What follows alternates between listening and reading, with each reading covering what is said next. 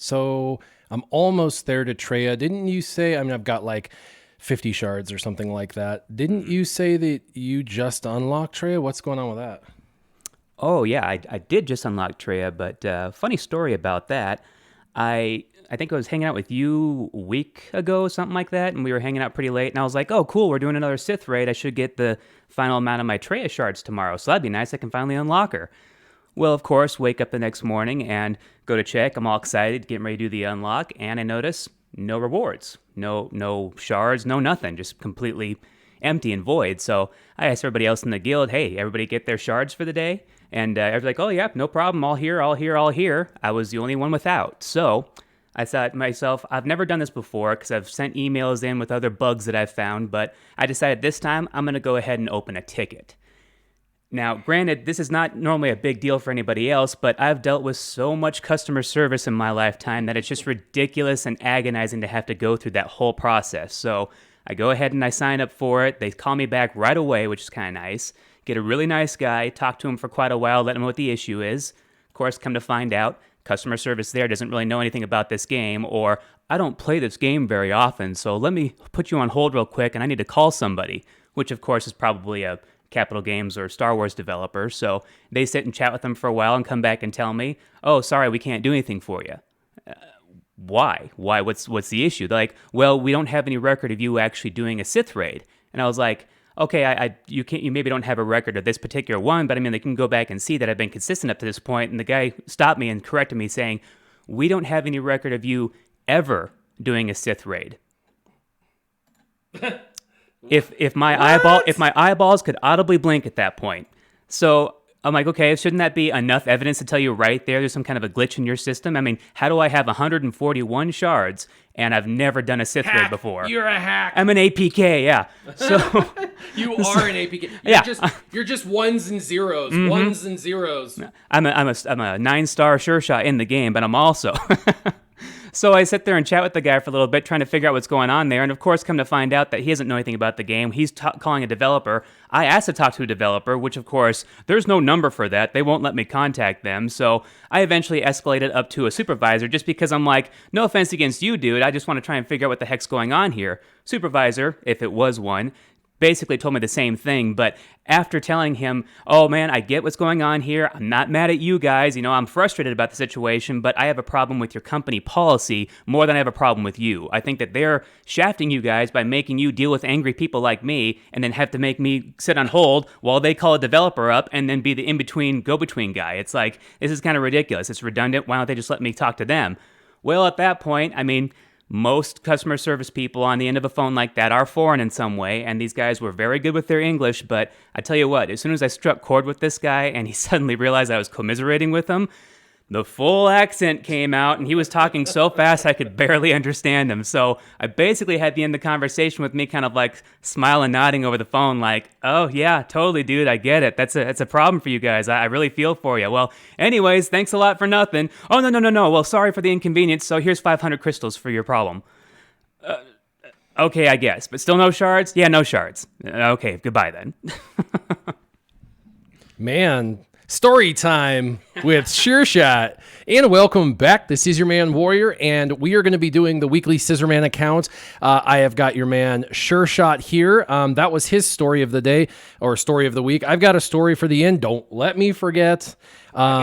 Yeah, don't let me forget, because people enjoy that at the end. I got a doozy. It was actually when I was in Buds, Basic Underwater Demolition Seals Class 211. It's a swimming story. It's about swimming in the ocean. Badass title. Yeah, and it was a very interesting, very interesting thing. So, Darth Unlucky says, "SureShot, you sound a bit salty." All right. Salty. Okay, so let's kind of go in to see where I am at with character development, what's in my favorites, what's my focus. I've got something glowing on EP. He has been an easy gear. I mean, easy. The gear flows with this one. Yeah, he's almost gear 11, and look at this. This is easy. I mean, this isn't a very difficult piece to get, and this right here, honestly, it's not that difficult to get. So I should be able to get both those pieces relatively easily. I don't have his Omegas yet, but I do have his Zeta, which should help me in running an Empire team. So that's good. I got R2-D2 to gear 9. I probably should be considering R2-D2 and Han Solo Zetas for my next Zetas. Those are probably on the top of the list, although I do have Jolie Bindo kind of on the top of my list too. He's a 6-star gear 8, so he's really not ready for his Zeta yet, whereas Han Solo is most definitely ready for his Zeta, and so is R2-D2, and those are both just solid Zetas, the ability to cleanse and his ability to share all of his stats. Obviously, the stat sharing works a little better when he's a little higher geared, but surprisingly, R2-D2 is at gear 9, really pretty good. I mean, I put 94 speed on him. For me, that's really good. Can't do a whole lot. And then I've got, some health and protection, a little over 30K, which again is not super amazing, but yeah, all in all, his stats look pretty decent for a gear 9. I got 3 pieces I'm needing. This is a raid piece. I have the pieces. I just need to farm this stuff, which actually isn't too difficult to farm at all.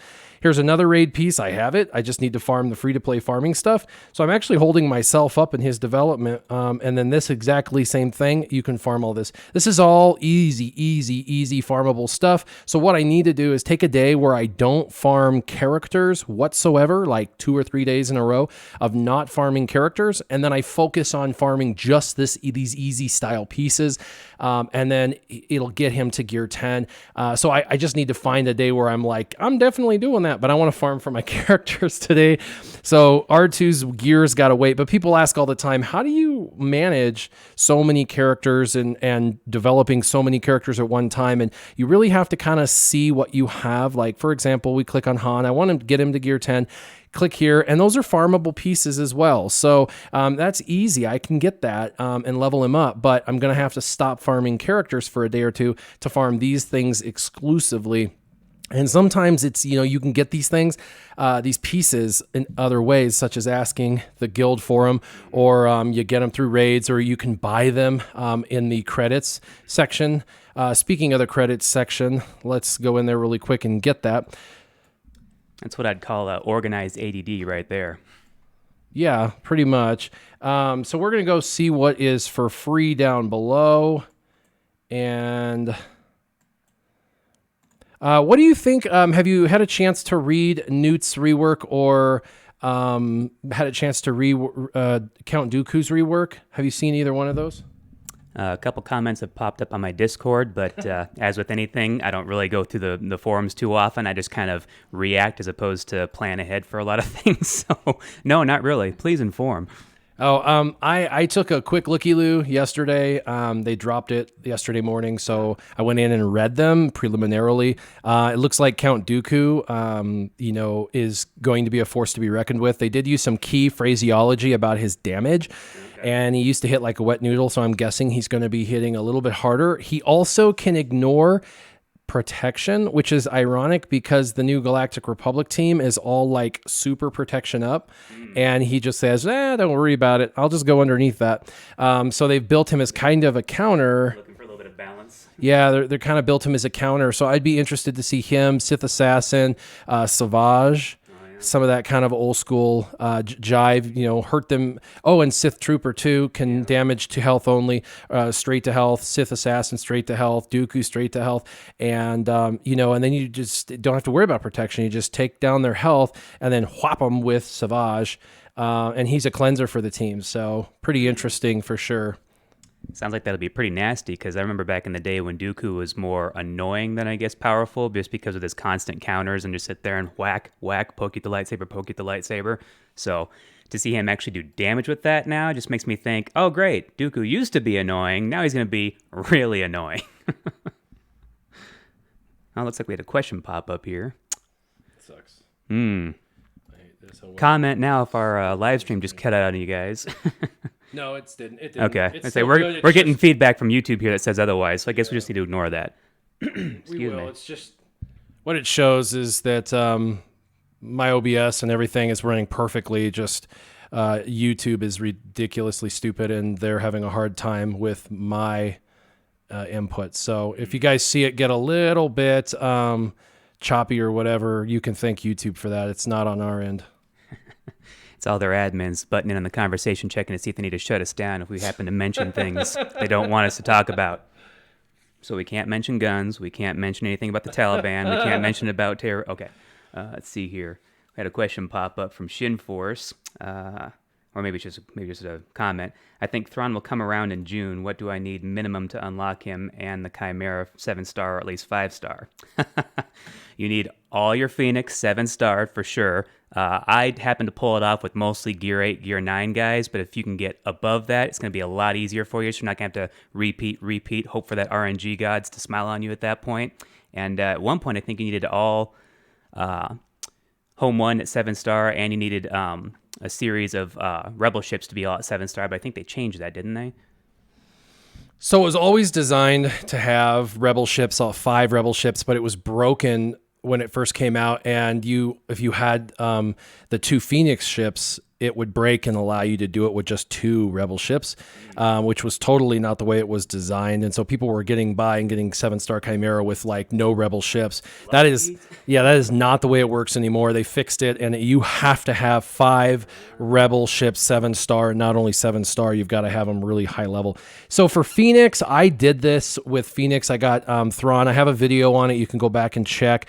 Chopper is and Zeb and Hera and Kanan are all basically where I had them during the Thrawn event. Obviously, Ezra I continued to develop because he's in my arena team, but they were all level 80 gear 8. Level 80 gear 8.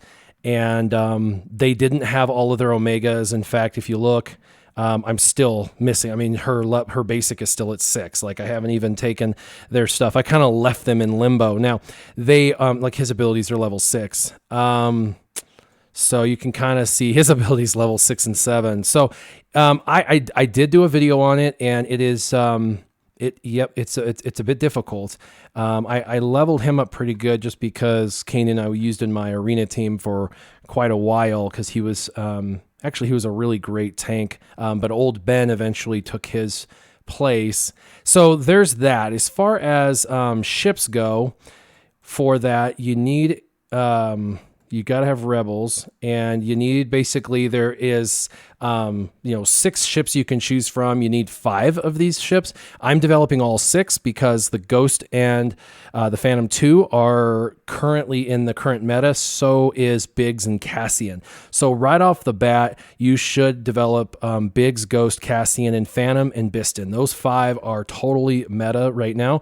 And Wedge is actually used by a lot of people because of the buff immunity and the fact that you're going against tanks that suck, and it's easy to put buff immunity on them and not worry about their regenerative properties. So I'm getting Wedges up too, and the reason for that is I probably will have Wedge better developed than, let's say, Cassian's U-Wing by the time that Thrawn's Chimera comes back around.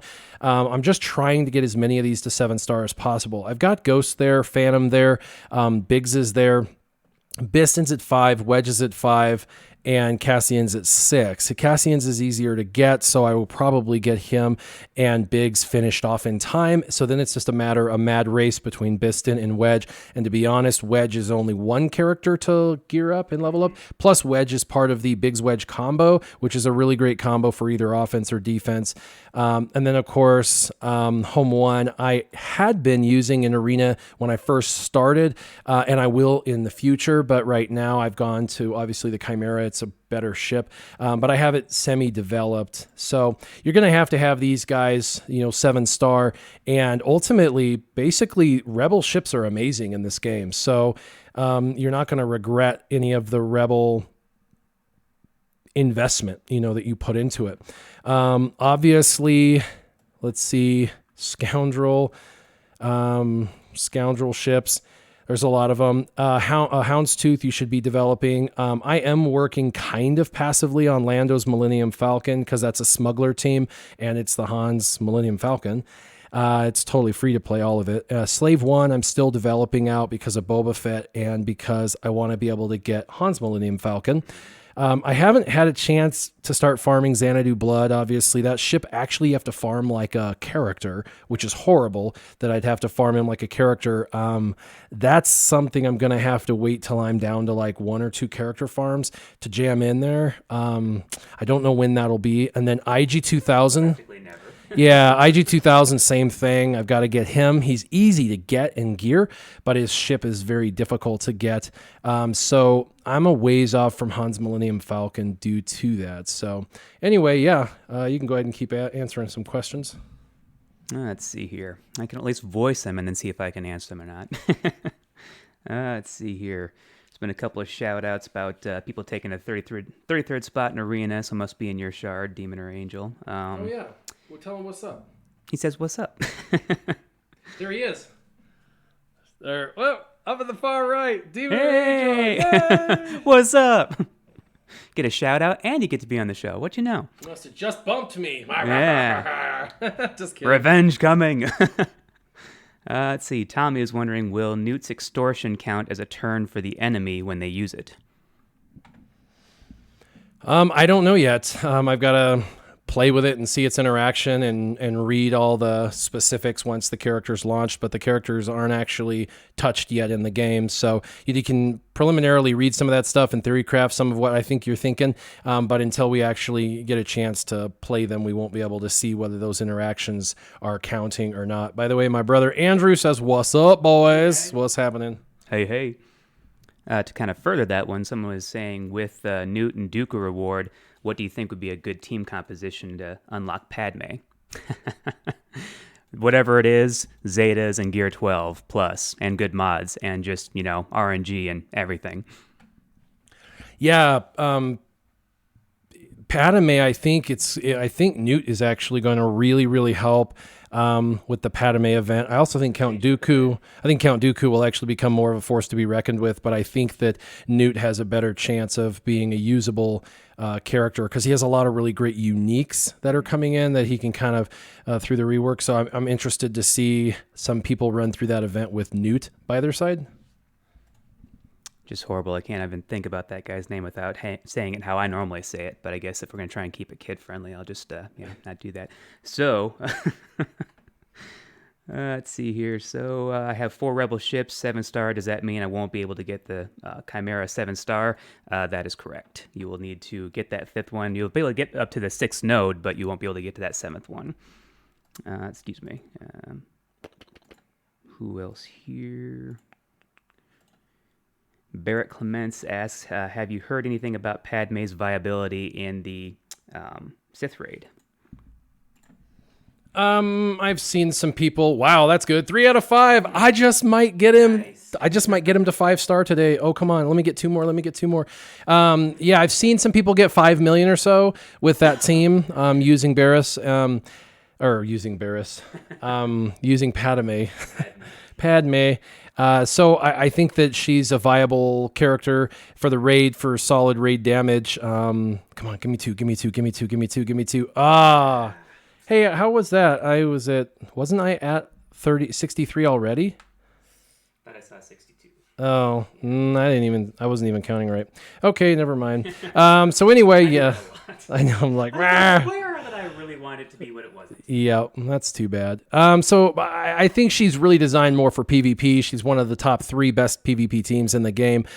She can beat virtually everything, including Darth Revan teams. The goal with that team was to make a team that is basically good enough to beat everything except for a team with Darth Malak, and then it's a 50-50 kind of mix. The idea was for it to sit nicely underneath Darth Malak teams. I think that's fair because Darth Malak is kind of a really difficult character to earn, and for them to bring out a counter this quickly to just nullify him would be not fair to those who invested time and energy and effort into Malak. Not a lot of people have Malak. By the way, have you ever heard Malak die? No, I haven't. Okay. I gotta play this, man, because I let him die yesterday, and he sounds like a pig squealing when he dies. Let me see if I can get to that point. Something about that metal mask maybe just kind of resonates in there, weird and funky.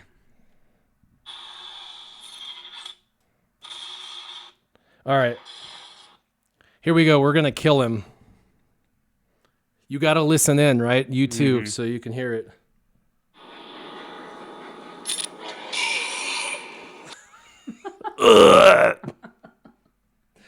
Mike is almost gut punched, if anything.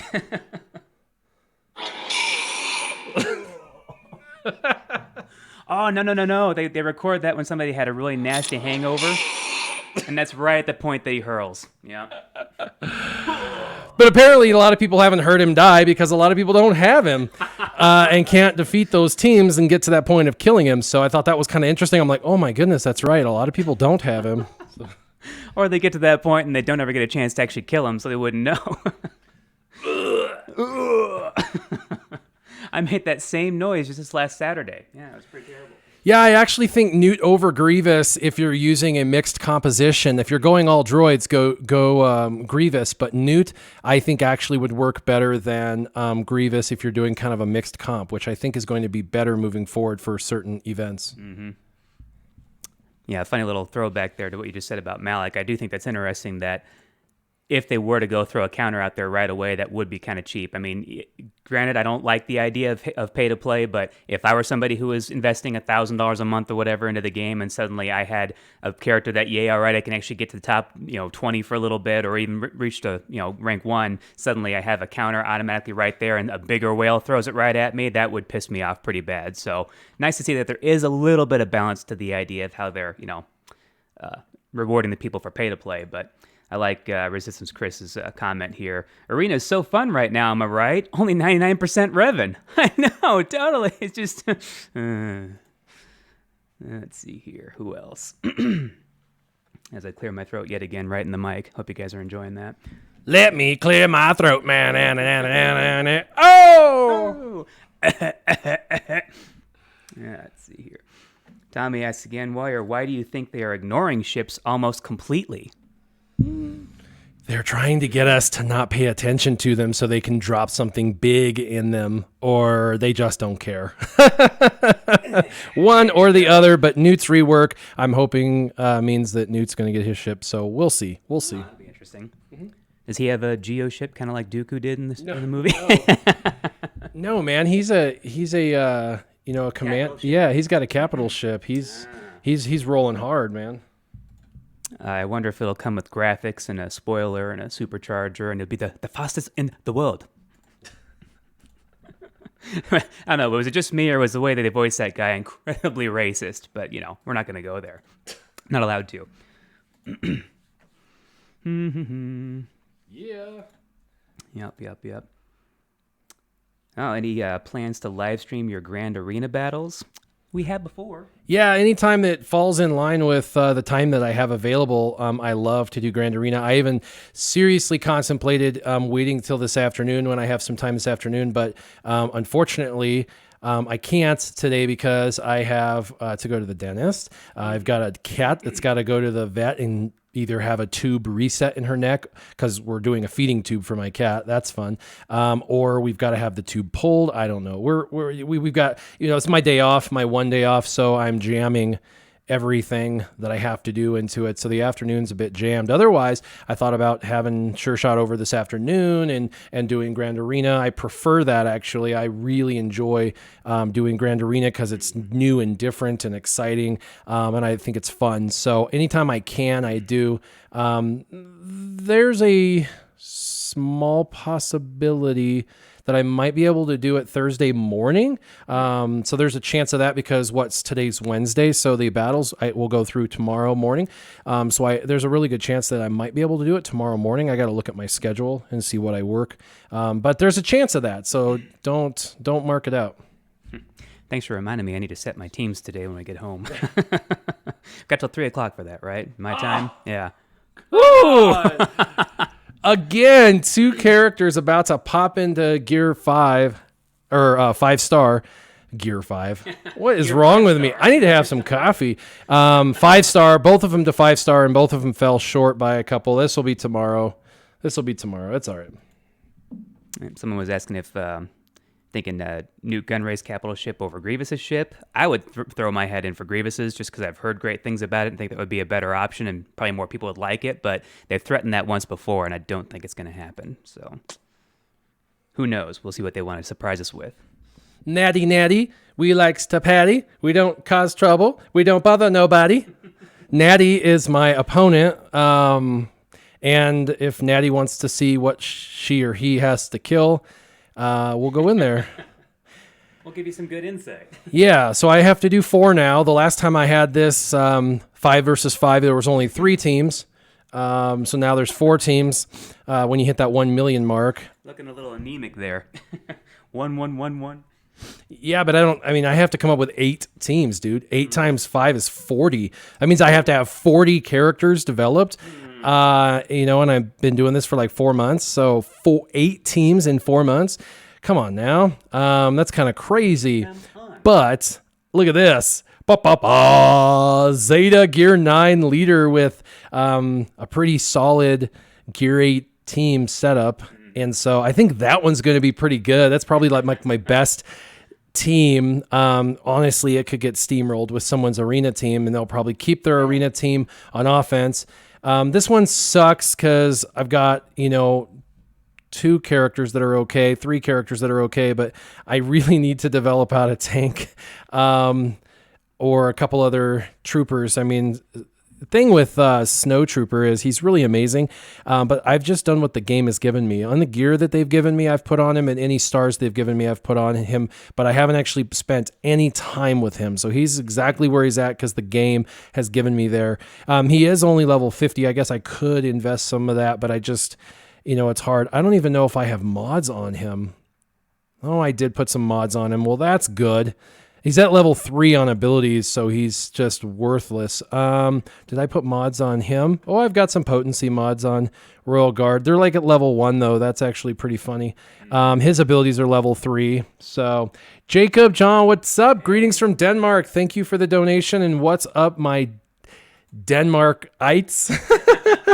Your Denmark dude. Yeah, my Danish friends. So, yeah, that one's kind of a weak team. This one back here, it's weak as well. I mean, the whole idea here is extra turns from Frenzy, extra turns from, Admiral Akbar, and then a couple damage dealers with a decent tank because old Ben is fast and he can take away turn meter and ability block. And hopefully that gives enough time for those guys to do a little bit of damage. But my wedge is really a mess. I've got to spend more time. Denmarkians. Yeah, Curtis, I know I was coming up with some silly title. And then, yeah, this one's kind of a go-to, right? Throw the Phoenix on defense. They're really synergistic. They're not super hard to beat, but at least it forces them to kind of use a team that makes some sense. So those are the teams. So hopefully Natty, who likes to patty, can come in here and smoke me. This is really my best team. Like I said, I put it up top eventually.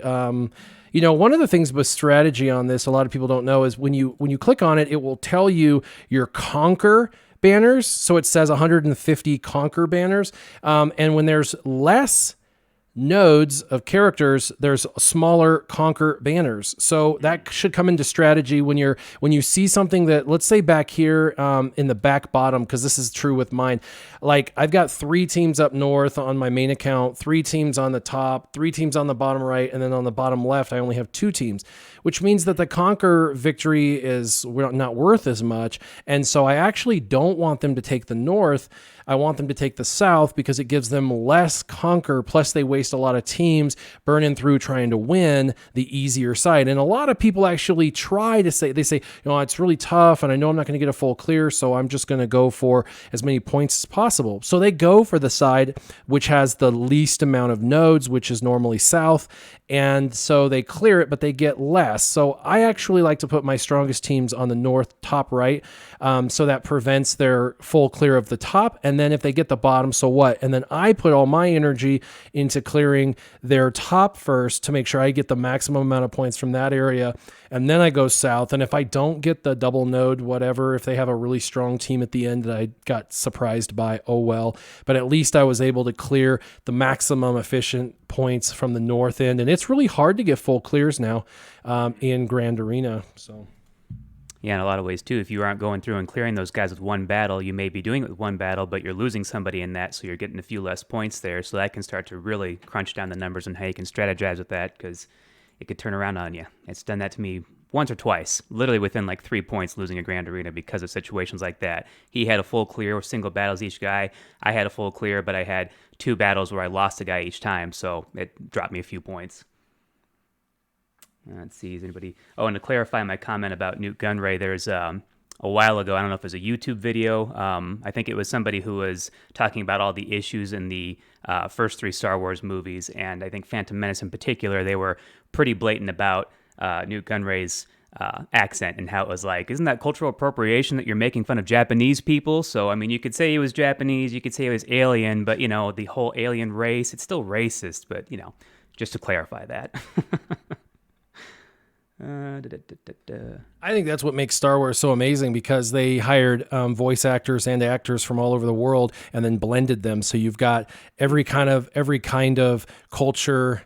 I mean, Star Wars literally culturally appropriated every culture. That's a good thing. That is the idea, is bringing everything together, because in the universe, everything sounds completely different, and that's awesome. Isn't that true diversity? Yeah, exactly. I mean, at that point, if you want to say if it's not enough in there, then yeah, well, we got them all. I mean, like you said, there wasn't enough. It's a good mixture. Kind of like the people who are complaining right now. There's too many Middle Easterners in the new Aladdin movie. Well, where is that movie placed? Anyways. I haven't heard that. Yay! Yeah, there's a few people talking about that, not enough diversity in the film. And I'm like, hold on a second here. You have brown and black. So, I mean, come on, really? Isn't that enough? I mean, you can omit white and Asian altogether, because we're the ones that don't really matter in this day and age. So, they really covered all their bases there. I don't see, maybe not enough women. I don't know. That's weird. I don't know. I mean, I think it's like Game of Thrones. No spoilers, but in Game of Thrones, people give a really hard time about the actors, and there's not enough diversity. But I thought, they pulled actors from a specific area where they were filming, and that all the actors are from that area. From that specific area. So it's like, what were they to do? I guess the import actors from all over the world. I don't know. I think sometimes people look too far into that kind of stuff, and they look for, insult. They're like, I want to be mad at something, and what can I perceive as an injustice so I can just be mad at that injustice? I think people need to relax. We just need to have some fun like we're doing now. Have you been offended today? Well, we can help. Let's see. Oh, did I get Padme? No, I certainly did not. I had a mostly Geo team. I even had Poggle the Useless in there. I think he was he was a level 50 gear 6, so he wasn't really much help at all, but just there for the leader spot. And I think it was, my Geonosians were gear 11, gear 9, something like that. And then I had Nisage Ventress in there that was at gear 7 that I popped to gear 8 to make the attempt, but I wasn't even able to get, 2 turns maybe into the 5th node on there, and there was no way as an unlocker, because it was just wiped clean before I had a chance to even get a shot. So my that was what I say, not Galactic Republic, my Separatists were definitely lacking. Oh, and thanks, Christos. I appreciate it. Let's see here. Nothing else at the moment right now. Oh, it's SureShot. All right, I'm here. You can start now. Who's that? Matt Garcia. Yep, you're true. You're right. We can finally start the show now. Nothing else going on here. Jacob donated again. Thank you again. He says 2 Danes are in Game of Thrones. I didn't know Euron and Jamie were both Danish. That's awesome. Well, now I like Jamie. Jamie, I thought he was Russian for the last name, but maybe that's, I don't know, maybe that's similar, close, I don't know. Could just be assuming there. I do that a lot. Kind of human and all. Let's see here. Any other questions that I may have missed that are scrolling up there? Don't think so. Looks like a couple of them already answered by other people too. Right. So I think we might be on top of it. So, ooh, fun times. Slice. All right, I'm trying to get EP some speed. I've got protection on him, so I'm trying to get him some speed. So if I can roll this speed, that would be great. Offense would be good too, but we're looking for speed. Speed, health. And not even a percentage. I know. I can do 2 of them. Yeah. All right. Again, speed. It's got offense already. I don't know why tenacity loves to roll, but it's got a higher propensity to roll. They did say that they programmed in everything to have the same percentage of roll, but that has been tracked now, and a Reddit user has it on as to what rolls highest and what rolls lowest. And there is a huge variance on the secondary stats rolling. So I don't necessarily buy that you got the equal chance. Defense rolls high, tenacity rolls high. Basically, those defensive stats are always on the propensity to roll higher than the stats you're looking for, like offense percent. Actually, offense percent was the lowest. It's rolled less than half. It rolls up less than half of the time that other stats actually roll up. And stats like defense and tenacity roll twice as much as stats like that. So they can say it's programmed in, but this guy tracked it, tracked thousands upon thousands of rolls and came up with exactly what rolled when. And it was definitely not across the board even with the RNG going up and down. So yeah. I tell you, those pesky facts, they just get in the way all the time. People who pay attention, who actually track things. What do we got? Woo! Offense. Still not a percentage, but yeah, I could see totally how offense percentage does not drop as often because that's something that I'm looking for a lot in my mods, and it just doesn't really happen for me a whole lot. But this is the part of the show I really like it because then I get to learn things too. All right. Wouldn't say that my mods are lacking horribly, but there's a few characters that have been sitting a little dormant for a while. I should probably go back to revisit what's going on there. Oh, and situations like that too, where there may be no mods sitting on them, that happens as well. It's happening a little less now, along with 15 other things you need to keep an eye on in the game at any given time too, which is always fun. It's that organized ADD, you got to be able to keep like 15 different things going on up here at once. Or 7, as they say, which is really what the human brain is only capable of actually handling at any given time, actually having only 7 things in the forefront of your mind, actually able to put any time and effort into. I mean, I don't know what the heck they're talking about, but apparently that's what you're able to handle. Whereas my 2 or 3, hard focus. Ooh, little crit chance. Something a little different. Nothing praiseworthy popping up yet. Tell you what, they're listening. They always are. It's the man.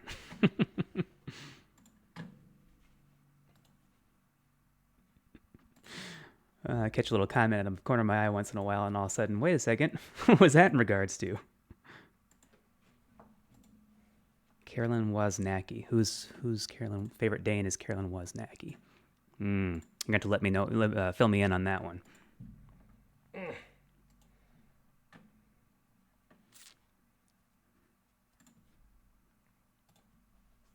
Well, I would say Darth Unlucky. The reason why percentage offense is better than flat offense is because usually, given what you already have on your character, that's a higher amount that actually give you as opposed to an extra 34 single or flat offense. So when you can get the percentages higher on that one and when they roll better for you, that actually increases your stats further. Yeah, so if you're going for offense as a stat, right, on a character such as Yoda, actually, let's go look at my Yoda. Great example. Yeah, because Yoda is kind of like the prime example for someone who's looking for offense. I have crit chance and offense, and you got a. Let's just gander through what I have and see what I have here. But sort, by speed. All right. So that's a pretty good one, 16 speed. But anyway, so offense flat is just offense flat. You get like this one's got 73 offense, the top right one, which is the top left mod, the square mod. It has 16 or 73 offense. If we come down here, this one doesn't have any. If we come down here, this one has 80 offense, but it has 0.55% offense. Now, when I roll this, the percentage can go and get doubled and go to like 1%, and then it can go to 1.5%. And then I don't know if you know this or not, but when you slice to 6E, things are not created equal. They found there were a lot of stats that were underutilized. All of the percentages, for the most part, were underutilized. Offense percent, defense percent, tenacity was kind of underutilized. So they did not create the jump. When you go from a 5 dot mod to a 6 dot mod, there are some stats that triple and quadruple, and other stats that just go up by like 1 or 2. Speed is one of those that was capped, and you basically get an additional speed, 1 additional speed. If it's an arrow, then you get 2, but otherwise, if it's not an arrow, you get 3 or 1. I can't even think. But offense percent was such an underutilized stat that they have a triple aspect to it. So if you're at 1.5% offense and you slice that, you're now at basically 4.5% offense. Now think about that. You're putting mods on your character with, like, this one has primary stat 5.88% offense. What if you had every mod with a 4 to 5% secondary offense percent? The percentage goes up drastically as your main core amount of offense goes up.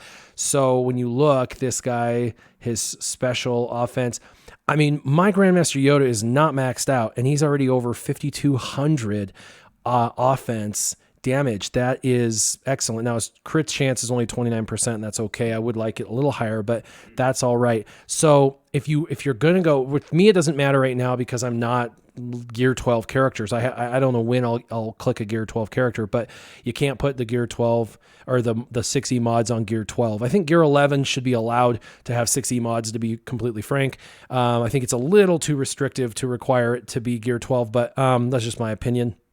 And so the offense percent was given one of the greatest boosts in the game for a boost when you go to 6E, when you slice to 6E. So my suggestion, I'm going to show you how to do this.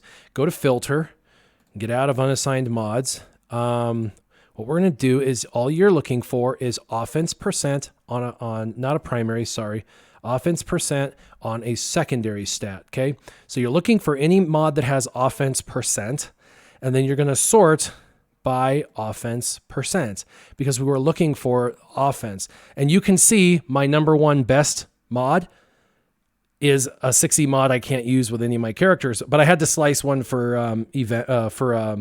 one of the daily things, or whatever, it was like one of those stupid, one of those achievement things where they're like, slice a mod to 6E. I can't use it, but this one it's a potency with 12 speed, which is 12 speed's not that good. But look at the offense. It only rolled once. You can see because it says 2 next to it, which means its original was like a 0.5, and then it was rolled to a 1%, and then 1% was tripled to 3%. That's basically how it works. So I've got 3.33% offense on this mod. Dude, like, that is a really, really great secondary stat, and that's 3.33% offense for only 1 additional roll. Now, take a mod like this, have 5 rolls that goes into offense percent, and then slice it, and you have yourself a brand new primary stat. You can do this though with any stat. If you want crit chance or protection, I've seen people get a 5 roll on protection on one mod for a character, and then they slice it. Now the protection percent doesn't go up nearly as much, but because it's one of those that they weighted lower because it was already powerful before this. But you can get significant gains for a character off of one mod, all because you focused on one stat. So if you're thinking about mods and you want to make what I call these supercharged mods. If you want to make a supercharged mod, you think about a character that has a mod that's like really low, like a white, a green, or a blue that you have hope for, right? Because we already know what's happened with the gold and the purples for the most part. You kind of know where they've gone with the rolls. But for the lower ones where you're hopeful for good rolls, find a character that has a decent starting mod. And then if it's a tank and it has, protection percentage, like roll that bad boy and see if protection triggers. If it does, especially if it's a mod that has like speed and offense secondaries or whatever, you're not going to lose because you're either going to get the speed you want, the offense percent you want, or you're going to get protection. And protection will be what drops because it's weighted heavier to drop heavier. So then you're going to get the actual protection you're looking for, and then you turn it into a super mod because you found one stat and got it really high. You can do this again with any stat, but offense is a really good one to do this with. So here's one. It has 3 rolls to offense. So when I take this up, if I get another slice to offense, I could be around almost 2%, and then it would triple and I would get 6% offense. This mod right here is critical chance with some speed, some defense, and a crap ton of potential offense. And so this would be a really, really great mod for any damage dealer. And if you find a damage dealer that's got a little bit low on health, the health primary stat when it slices goes up to 16%, which is over 10% higher than it starts with. So you get a ton of health. You'll have a ton of offense, and crit chance is the primary stat. So that's a good one. And this is how I find my supercharged stats. Now you can do this with any stat. So you say, okay, offense percent, I want health percent, because I want, health was underutilized, and I know that's weighted heavily actually in the new slicing. So we're going to go health percent, and now I'm going to sort by health percent because I want to supercharge health. Okay, well, this is a speed set, 5 dots. It has all rolls to health, 3.27% health with 416 health. I can roll it again, which possibly will go into health only. And then when I slice it, that's going to more than double. And that is like another primary stat on this mod. It turns into, instead of getting a little bit of everything, you want mods that give you a lot of bit of one thing. A lot of bit is my new word of the day. Because you supercharge a character with a ton of one thing. Characters really only have a singular or a dual purpose. Like, for example, Jolie, he needs like speed and health. You know what I mean? Like speed and health. Tenacity a little bit, but not really, because he doubles his own tenacity, blah, blah, blah. So basically you want him fast for arena, and then you want him healthy. Health mods with with speed secondary sets. And so you can focus down on health secondaries and try and get these super rolls. Look at this one. It's got 3 rolls. It's only a blue mod, so it's rolled twice. It rolled once to green and once to blue, and it's a 30 speed crit damage arrow, but it has 3% health. And if it has 2 more rolls, there's health, tenacity on there, and protection. This is literally a perfect mod for the most part for Jolie Bindo. Now, it's not a health primary, or not a health primary, but a health arrow. It would be better if obviously the set bonus was health, but you can supercharge these. So really, really good. Let's see. Quick question. Ryan says all of my gear goes.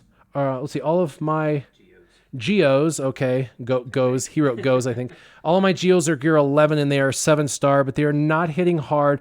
Are their uniques the key to their big damage? So you got to max out their abilities with the Omegas. That's a huge deal on the input to the ship damage-wise. And then you've got to, get their uniques leveled up for sure. That's a huge thing for sure.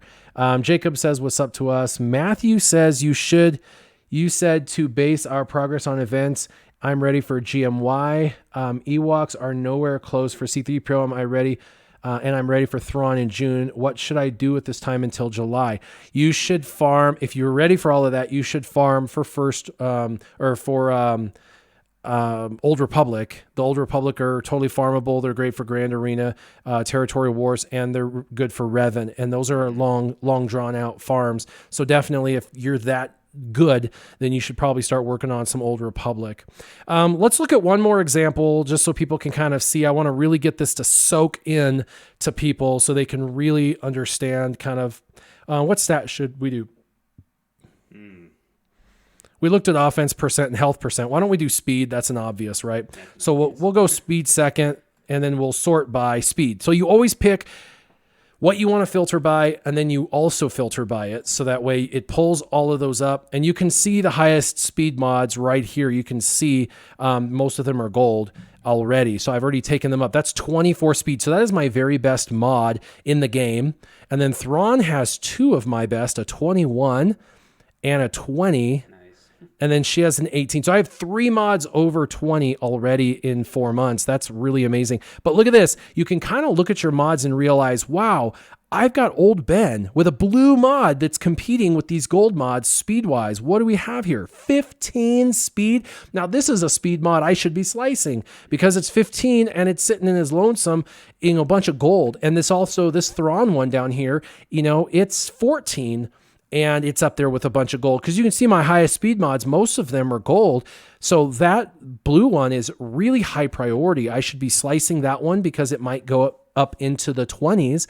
And same thing with this. There's a chance of a 6 roll, probably not, but if you get it to 5 plus another 1, you could get it to 20. And then here's R2D2 down here with 13. Here's Kanan with 13. These are pretty good.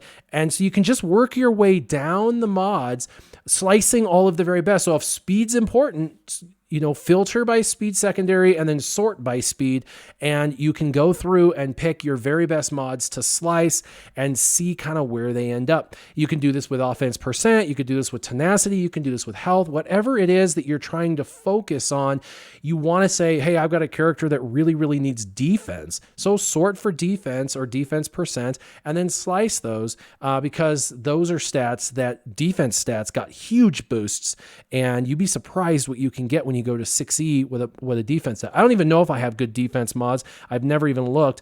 So let's look at defense. Let's see what my highest defense is. I'm curious now because I haven't really focused on defense yet. Okay, so it's a health mod. Click up here and it's rolled 3 times on defense only. It's 24 defense. That's huge. It could roll another 2 times potentially on defense, and then I could slice it to 6E and get a massive defense boost. For some sort of a tank, this would be a perfect mod. Now, it is a offense primary, which is not optimal for a tank unless it's a tank that does a little bit of damage. Maybe a Baze, Baze that does do quite a bit of damage potentially. Here's another one. It's a protection. It's a speed mod with only 3 speed, so it seems like it's kind of cruddy, but it has almost 6% potency. And when you slice it, that 6% potency is going to get a significant boost. So this is going to be a supercharged potency mod for someone who needs potency and protection. Well, there's a lot of characters that need potency and protection.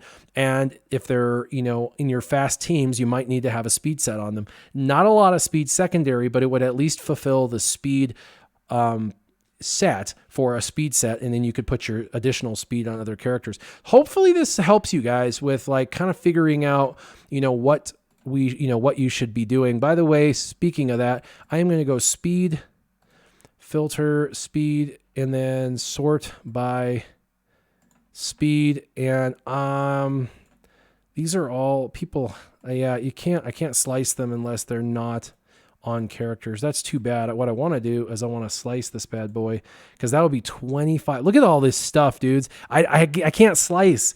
So it's just piling up. I can't wait till I start getting gear 12 individuals because look at this. This will go to 25 speed.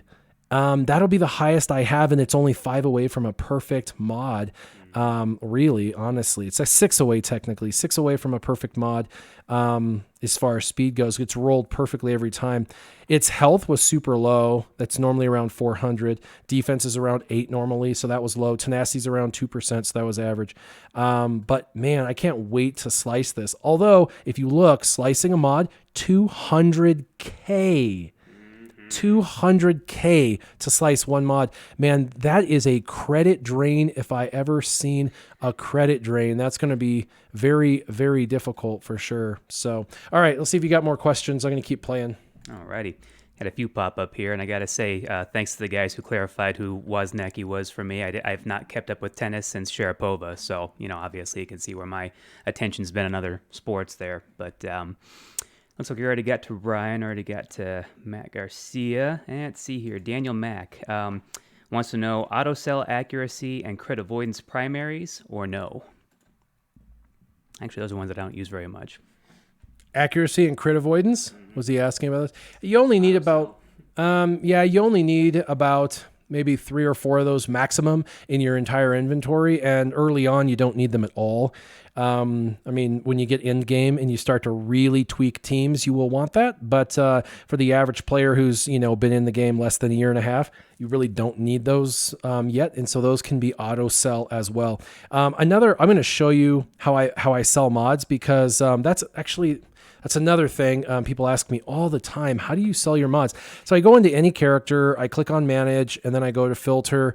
And what I like to do is this mod, and this mod. The far left, everything on the far left, it drops incessantly, like nonstop. You can get an unlimited supply of those. The hard ones are the arrows, the triangles, and the pluses, getting good stats to drop on those 3. So I like to first filter the left side, because you can get an unlimited supply of these 3. They drop insanely high always. So click on that. And then also let's go to, and actually let's do this, sell and undersell. This is where we're going to filter through and just look at these. And when you look at those, you can then see any characters. Now you can see I've sold all of my white of those 3. Why? Because white could be a 24 speed, there's all that theoretically, but it's never been rolled. So you don't know. And it doesn't really matter the potential, because the next mod you get will have more just as much potential. Every mod has equal potential in theory. If the RNG really works, then if it's really not pre-programmed, you're predestined crap or good, then. And so what I do is I come through here and I look at the stats that you can actually see. And 40 offense, or at least like 50%, 0.50% offense, is like considered good to me. So I'm looking and I'm keeping any of the mods that happen to show that. The rest happen to have speed, which is why I have them in my inventory. This one has speed, but the only 4 that haven't been rolled, you can see offense 42, offense 42, offense 0.49, offense 0.55. And when I come in here, after I farmed mods for a week, I will have 200, 300 in here that are white. And it's like, I do not have the credits to roll all of them. I will never have the credits to roll all of them. So what I like to do is go to sell, click on filter, click on those 3 left, because you get an unlimited supply of the 3 left, and sell basically everything that's white for the 3 left. Then after you do that, then you can come through and you can click on arrow, and you can look. And now which one, you got to walk through this and see what makes sense. So a speed arrow always makes sense, right? An offense arrow only makes sense if it's like crit damage, crit chance, or offense. Really, you want it to be crit damage, crit chance, or offense, because if it's not crit damage, crit chance, or offense, you're going to have the wrong primary stat on the wrong mod. And so this one makes sense. Then this one, tenacity with protection primary, actually makes sense for a tank. So we'll keep that. Speed arrow makes sense. Offense on a speed arrow actually makes sense for any attacker you want to be really, really fast. Here's another offense with speed arrow. There's another offense with speed arrow. There's some speed. Here's offense. The offense with tenacity doesn't make a whole lot of sense. It does have tenacity as a secondary, but I could click this one. This one is crit chance with offense. So that one makes sense. Let's come down here. Protection with potency. That might make sense for a tank. Defense on a speed arrow. That does not make sense at all. So we're going to click that one, even though it has speed secondary. Offense with speed makes sense. Speed. Health with offense, that does not make sense at all for anybody. Offense mod with defense, that doesn't make sense. And then we come through speed with protection. Nope, that doesn't make sense. Even if speed was to pop up and roll. Remember, you're going to put a lot of credits into all of these, and you have to decide which ones you want to take a gamble on and which ones you don't. You can't gamble on them all, not when you're free to play. You have to make strategic decisions. Tragic decision. No, you got it. Yeah, you got to have strategery. So like this one, health mod with health primary, important, really good. This one, offense with speed secondary. I'll probably keep it because I've rolled it, but that was one that didn't really make sense. Here's one that has health primary on speed, and speed's rolled and tenacity's rolled. That one doesn't really make sense either. Shouldn't have rolled either one of those. Here are some, health with potency, maybe. Tenacity with protection, maybe. Those could be sold as well. Defense. So like we'll hit sell for now. I'm just going to get rid of a few of these. But this is how I'm going through it. And then we unclick that. We'll go to the triangle. What makes sense for the triangle? Well, it depends on what you're shooting for. First off, critical damage triangles are like impossible to find. So when you get them, it doesn't matter the primary stat. Keep them for now because they rarely drop. Yep. So offense and crit damage are kind of difficult. Crit chance is a little more common, but you'll notice all of mine are offense, crit chance, crit damage. The only time it makes sense to keep these when they're like, like this one doesn't make sense. We'll get rid of this one. The only time to keep it when it's something else is like health primary on a health mod. Like that would make sense to keep that, but I have those already placed. So, and then down here on the cross, same thing. You kind of go through and ask yourself, does it make sense? Tenacity and potency are both needed at times for different characters, potent characters that want to apply debuffs, characters that need tenacity because you want them to prevent debuffing. Offense makes a lot of sense because there's a lot of characters that need that offense boost. Protection makes sense, especially if it's like a potency. Now you could do potency on potency. That makes a lot more sense, but protection sometimes makes sense for a tank to give them the extra potency, but still provide all that extra protection. Here's offense, potency. You can see there's a lot of good ones in here. Offense, tenacity, potency, protection, offense, protection, potency on potency. And you can kind of see then I come through and I start to look at the secondary stats showing, because I'm trying to raise some money, right? So you can decide tenacity mod with potency doesn't really make sense. I don't know. Protection with defense on a speed mod, I don't know. I'll have to roll those to see whether those are going to be good or not. Defense mod stat on speed doesn't really make a whole lot of sense. You can see some of these are rolled. Here's defense with 3 speed. That doesn't really make sense. We're going to get rid of that one. So you can kind of go through and you can find mods that just don't make sense to you. You're like, well, why would I want defense on a speed set? You probably don't unless you've got a ton of speed. And you're going to have to roll a ton of mods, right? I already have a ton of mods that I've got to roll. If we go to filter and we get rid of these, I mean, you can see I have a ton of mods that I still have to roll. Got a lot of the blue rolled already, but even lots of blue that haven't been rolled yet. And you know at least what the stats are on them, right? So you can kind of take educated gambles as to what you want to roll. Here's a bunch of green that I haven't rolled. And then down here are my whites that I've chosen to keep strategically that I feel are strategically going to give me the best outcome theoretically. They may not, but they're better than a lot of just the mundane ones that you get a billion of, and you can't roll them all. You can't roll them all. So for anyone out there saying you should keep them all, you have an inventory cap. You got to get rid of them. You need the credits, to be honest. If I'm going to roll some mods like I'm going to here in a second, you got to earn yourself some credits first before you go and do this. Got to learn a few things about their credits and how you use them for your mods. I love that word strategery, by the way. I think that was coined by Will Ferrell in an SNL skit. Yeah. If you were to sum up your primary campaign promise in one word, what would it be? Lockbox. Strategery. You got to get all serious there. Contort your face a little bit, like you're just getting ready to fart, but not quite. Let's see. What do I think of the reworks coming up for Dooku and Newt? Don't really care at this point, not using those characters for anything. I've already been annoyed by Dooku a lot, so probably not gonna really rank too high on what I'm going for right now. We already asked about the avoidance and accuracy mods. Will it be possible to unlock JTR without Finn's new Zeta? Yes, and I can say from experience that is possible. I'd happen to do it with a Gear 9 Finn and a Gear 9 Scavenger Ray. The problem that I was having after repeat looking for that RNG is I realized it wasn't getting anywhere, so I had to up their mods. I had to swap over a lot of my arena mods that weren't 6E mods at that point to be able to go over to them, and it was a lot of offense that worked out really well for both Ray and Finn, but I think it was just really RNG that helped for me at that point. So if you can get above that level, it's going to really help you out to make it a little less annoying.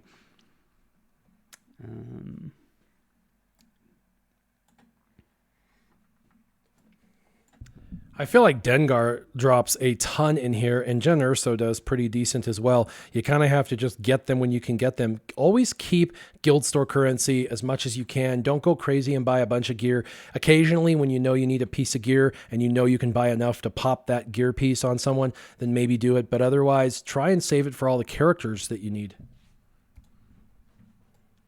And then Chris asks both of us, how would we divide bounty hunters for a 3 versus 3 Grand Arena?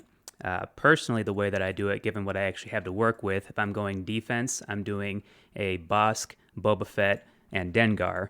I do have my Bosk with the Zeta, so that helps out quite a bit. Dengar's only at gear 8 at this point, but he's still really viable at that point. If he can get an AoE against him, then he stealths, then he becomes a real pain in the butt at that point. For offense, for what I have available, probably wouldn't what I'd pick normally, just because I'll be hoping to be able to get a... who's the guy with the samurai hat? Embo. I would like to get Embo built up a little bit more, but he's not there yet. Embo's one of my favorite characters. I can't believe you just used his name in vain. So many brain farts today, just not enough coffee. Oh, not me either. Yeah, we're both with a lack of caffeine at the moment, I guess. So hey, we're doing all right. But for offense, I would go with a Jango Fett. And I also have a Gear 11 IG-88, so he really helps out with the AoE and for his damage. And then, oh, come on, brain. The guy in brown with the other hat. Let's go into bounty hunters. How about that? We'll go into bounty going to bounty hunters. Look at him here. It's almost there. Xanadu blood is his shit. Good grief. Cad Bane, for crying out loud. Cad Bane's one of my favorites too. You know what I just realized? Like Mostly in for this his stun, but yeah. in this very moment, I just realized two of my top 3 characters is in the game, not in the game actually, just in Star Wars lore, like Star Wars. Yeah. Cad Bane and Embo are like definitely in the top 5. Savage Opress is in there too, but it's funny. I like a lot of bounty hunters. It's interesting. Yeah. And I love the rework and the new additions. That's actually something that I thought was pretty cool. I don't know that I would like to see them be more viable in Arena, because really that's just still oversaturated with the Revens at the moment. So for their uses in Grand Arena, Territory War, Territory Battles even, it's a great new team. Speaking of that, I am really, really, really excited to use bounty hunters. There's a new event, and that's new for me, you guys, not new for you, so let me clarify, coming up called Rebel Roundup. Now, I have a lot of Rebel ships I'm trying to finish off, and I have a lot of Rebel characters I'm trying to finish off, and the rewards are the Rebel, like first, or Phoenix, which I don't need, but Phoenix, well, Sabine maybe. I've got Rogue One that I'm working on developing for ships, so I've got Rogue One ships I could get, and then all the characters I need for CLS actually are in here. Like I'm working on kind of passively getting Leia and Stormtrooper Han, and then the Hoth brothers are in here, which I can't work on right now, but hey, if I get them passively, that's cool. Wedge is in here. I need that. I need to finish off Admiral Akbar, the ship for Wedge. Biggs' ship still isn't finished. Ahsoka's in here. Captain Han Solo's in here. There's ship credits. I mean, there's a ton of stupid good stuff in here, so I'm super excited. And of course, this is bringing in your bounty hunters, and it's recommended level 75 plus. And really, you can take in Imperial Troopers or bounty hunters, and the Imperial Troopers buff is stupid. It just makes them like miss 100% of the time. It's like, why can't you shoot and make anything? So I don't like the Imperial Troopers for this event, so I don't use them. So you go bounty hunters, but bounty hunters, you can, if you're really strategic early on, you can really get them super powerful, like way more powerful than normal. And with Bosk, he's my leader, and I got a Zeta now. So in 3 days, I'm going to be able to do this Rebel Roundup for the first time. I tried it last time it was here, like a month and a half ago, and I couldn't get past the first section, the very first, like 1 out of 8. They slaughtered me. I think now I just might be able to win even at least the first level, maybe the second. And there's always like first time bonuses of like 1 million credits. So it's always worth it to do that. And then of course, I've got this coming out, Night Sisters and Jawas. I don't think I have any Night Sisters well enough, but we'll see. It says level 30 plus, so I might be able to beat it. And then defensive Dathomir. Yeah, defensive Dathomir. I'm not there yet. So yeah, I'm pretty excited about that. I think my bounty hunters are getting there. Speaking of that, I'm going to go into my bounty hunters real quick. Actually, I'm wondering, there's a great name for them, the Hoth Brothers. When does their new album drop? Let's see, we got some other questions here. A few of them been answered by other people already, and I would go ahead and stick with their answers on that because they were good. Wyatt Mosley asked if they should refresh the guild store to try to get characters like Logray to show up. I would say you're better off saving at least 450 currency no matter what you buy or what you do, so that when he does pop up, you have a chance to be able to buy him right away, because refreshing is going to cost you more crystals and more frustration because he's going to be so random in there that it's going to be a big waste of time, really.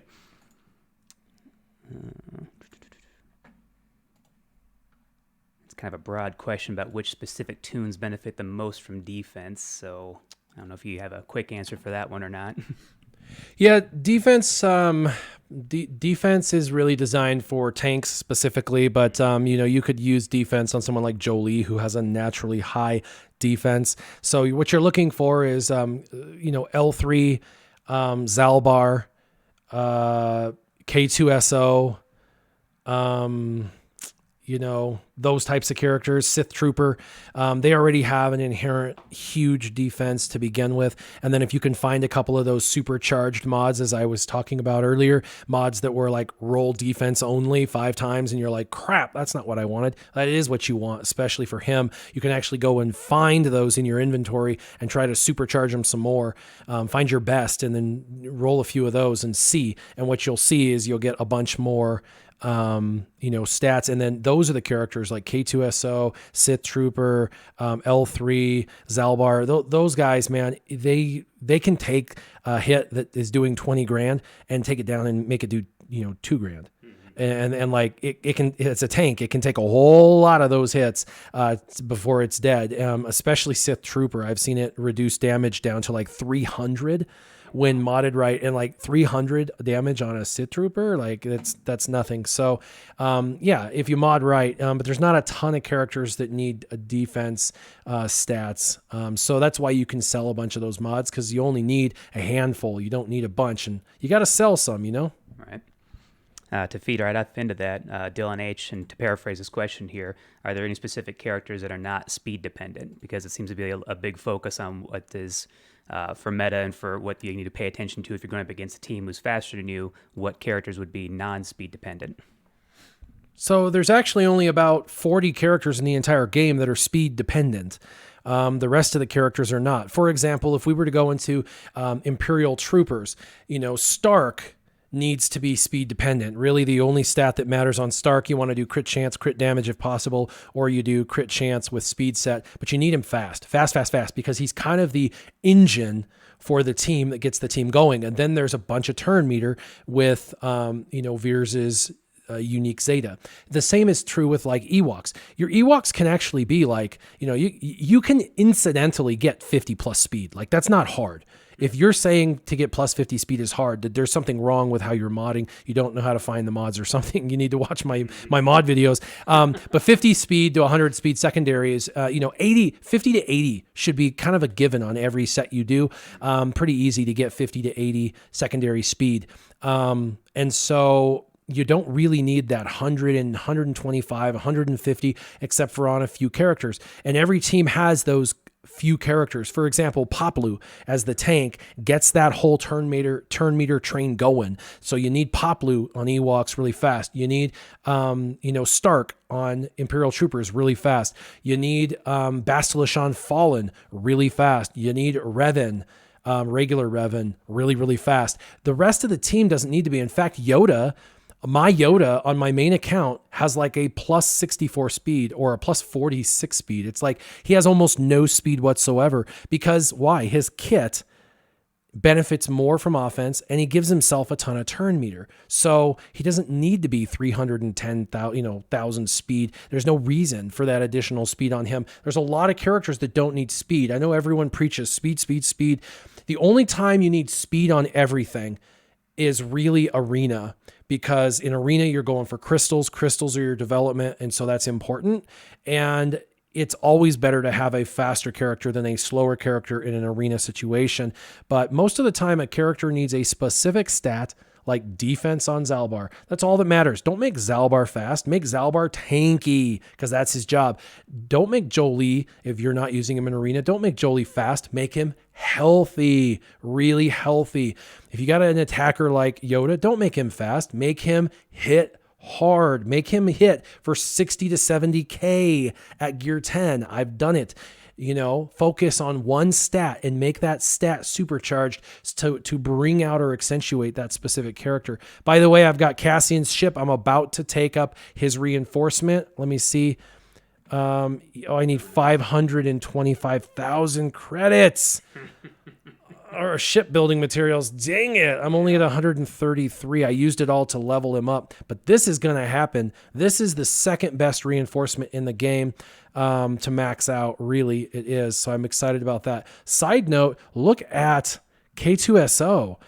I haven't even put mods on him yet, which I should because I'm going to start using his ship soon. But I got to take his abilities up and put mods on him. But I'm waiting because I'm not ready to use his ship quite yet. And I don't want to pad my GP. And I could pad my GP pretty easily. Got to take him up to level 85. But I'm going to do it all at the same time. I'm going to take all the characters up, level their attacks and abilities up, and level their mods up all in the same week once I'm ready to use the ship. And I'm not ready to use the ship yet. But K2SL went to gear 8 really fast. I wasn't even trying, which is funny because he's a really good tank, speaking of defense mods. So, yeah, interesting for sure. The rest of the characters, she's gear 5, and she's all level 3, no mods. Again, keeping her suited pretty low. I actually have Cassian in my faves, and the reason is I've got no mods and no attacks and abilities, and I haven't leveled him up yet. But I'm trying to get his gear level up, and this is why, to make this ship come in to my ship lineup and work, I need one ability. Gorilla Strike. This is it. Well, this Gorilla Strike ability is dependent on Cassian and his gear level. So the only character I'm really trying to gear up is actually Cassian. Surprisingly, like I said, K2SO is just going up, which is amazing for a tank because normally tanks are the worst.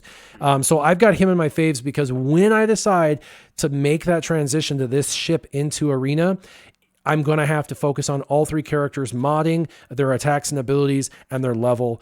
But I want him to be gear 10, eventually gear 11, but really gear 10 minimum before I take this whole ship to arena so I can get kind of the maximum benefit out of him. Mm-hmm. I'd say the Jyn Erso is definitely another one of those pesky farms, kind of like Low Gray. They don't have a farmable node, and they only pop up in the guild store every now and then. So another one of those characters you need to save those credits for, so when they do pop up, you can go ahead and get them. Probably wouldn't say Jyn Erso's got a specific use as of right now, other than Low Gray for eventually C-3PO. Jyn Erso is the leader, and her Omega or her Zeta is okay. It's good. It's solid. It was one of the original protection regeneration Zetas, and it really helps with what we're about to do, which is territory battles, kind of going in and surviving territory battles, especially that 6th day in territory battles. So both have their uses, I guess, just a little bit more specific.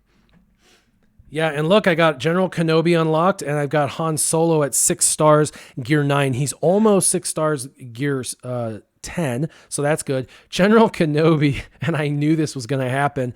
I went with speed and tenacity.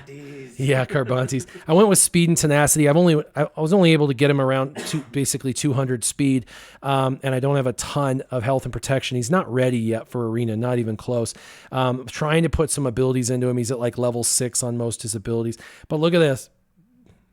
This is just gear 8 to gear 9. This is not gear 7 and below. This is not gear 9 and above. This is simply just gear 8, like a really low gear 8. Here we go. Yeah. Carbanti. Hold on. Raid gear, which I can get. The problem is everyone needs it. People that I'm leveling up, like R2D2 and of course Jolie Bindo, needs it to get to gear 9. But that one's easier. Popular gear. Yep, and then it goes back to Carbanti, specifically a stun gun with a Carbanti. Oh, those Mark 5s. Yep. Stun gun. Yep. Carbanti with the stun gun inclusion. So 2 stun guns and 2 Carbantis. That is 200 pieces of Carbantes. just in gear 8 alone. Now he has like 7 or 9 or 11. Honest to God, I can't remember. I just remember it was really high for a character. But do you know who's worse than him? Sunback? Nope. Ooh. So just specifically for Carbantes or for gearing? For purple, but mostly Carbantes. Well, there's a tank that's worse than General Kenobi. Can you guys guess what character is harder to gear than General Kenobi tank wise? I'll give you that clue. It's a tank. Barrett, you win an 8-star General Kenobi with 5 Zetas. Good job, SRP. Oh, there it goes. Nathaniel Morgan's got it. Mark Erlocker's got it. Yeah, everybody knows, dude. No, I'm telling you, SRP. Let's go Rogue One. Surprisingly, I'm building a Rogue One team. I know a lot of people are probably like, "What, really?" And it's incidental. I'm not even trying to get my Rogue One team that much, but I'm farming for Jyn because she shows up in guild stores. Cassian's in my favorite, so I can get his gear up. Biston and Scarif Rebel Pathfinder, I'm just kind of getting for their ship. You got to kind of get them and unlock them. Biston's easy to farm. Scarif Rebel Pathfinder, not so much. And K2SO. Yeah. Oh my goodness. Everybody, Scarif. Now this is why. I haven't put any time into him. So maybe that's why I didn't realize just how bad it was. But yeah. So he had some Carbantes at gear 7. I can't even get him to gear 8 yet. I've got to do this. This one will be good. But he has, I think it is 9 with General Kenobi, 9 Carbantes fully crafted that you need. And with him, it's like 11. It's like 2 more. And there's actually 120 more purple pieces needed for him than General Kenobi. And I know everyone says General Kenobi's horrible. Think about adding another 120 purple to the mix. There's also more gold requirements with Scarif Rebel Pathfinder. But I will say Scarif went to gear 7 super fast. And then it's gear 7. I've twittered out really bad. Here's gear 7. Here's gear 8. Brick wall.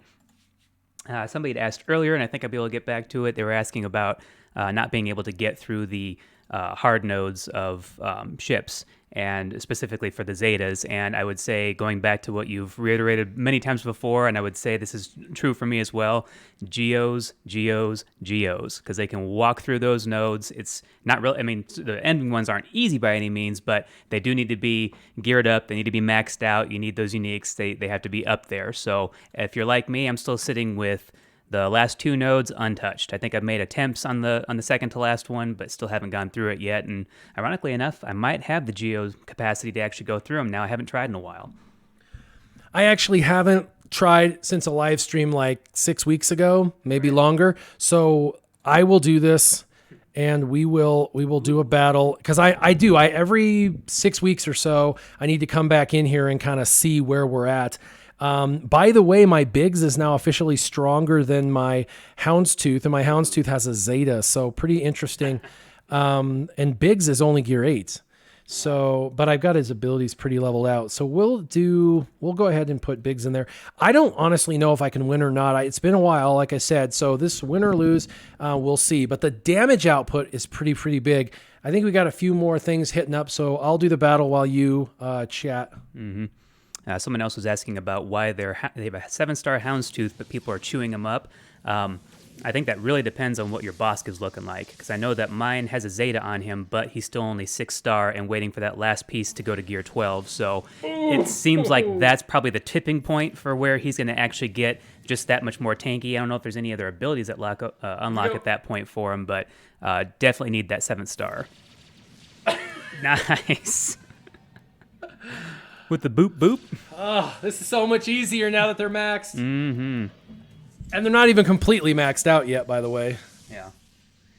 They're just sitting there thinking, oh, we're like pretty BA, but not completely BA yet. But it's all right, we got this. Jacob John was asking yet another question for both of us. I have a rule. I never 6-dot a mod if it doesn't have a minimum of 15 speed in secondary. Is that wrong? Yes, because you're only focused on one stat, which is speed, and speed is not always something you want to roll up. In fact, if you have a mod with 3.5% offense, and no speed, screw speed. It just has 3.5% offense, and you do it. You could get, that 3.5%, but could become 9% offense. Like, why? Obviously, that's like a not going to happen scenario. It's more like 2% to 6%. But why would you not want to roll to 6E a primary or a secondary stat that turns it from a regular secondary stat to an insane primary stat within the secondaries? So you gotta kind of open your mind. Earlier in the stream, I actually went over all of that, like kind of how to filter through your mods and find some of these specific stats that you want and how to supercharge those specific mods at the high end. You only want a couple of those types of mods supercharged up.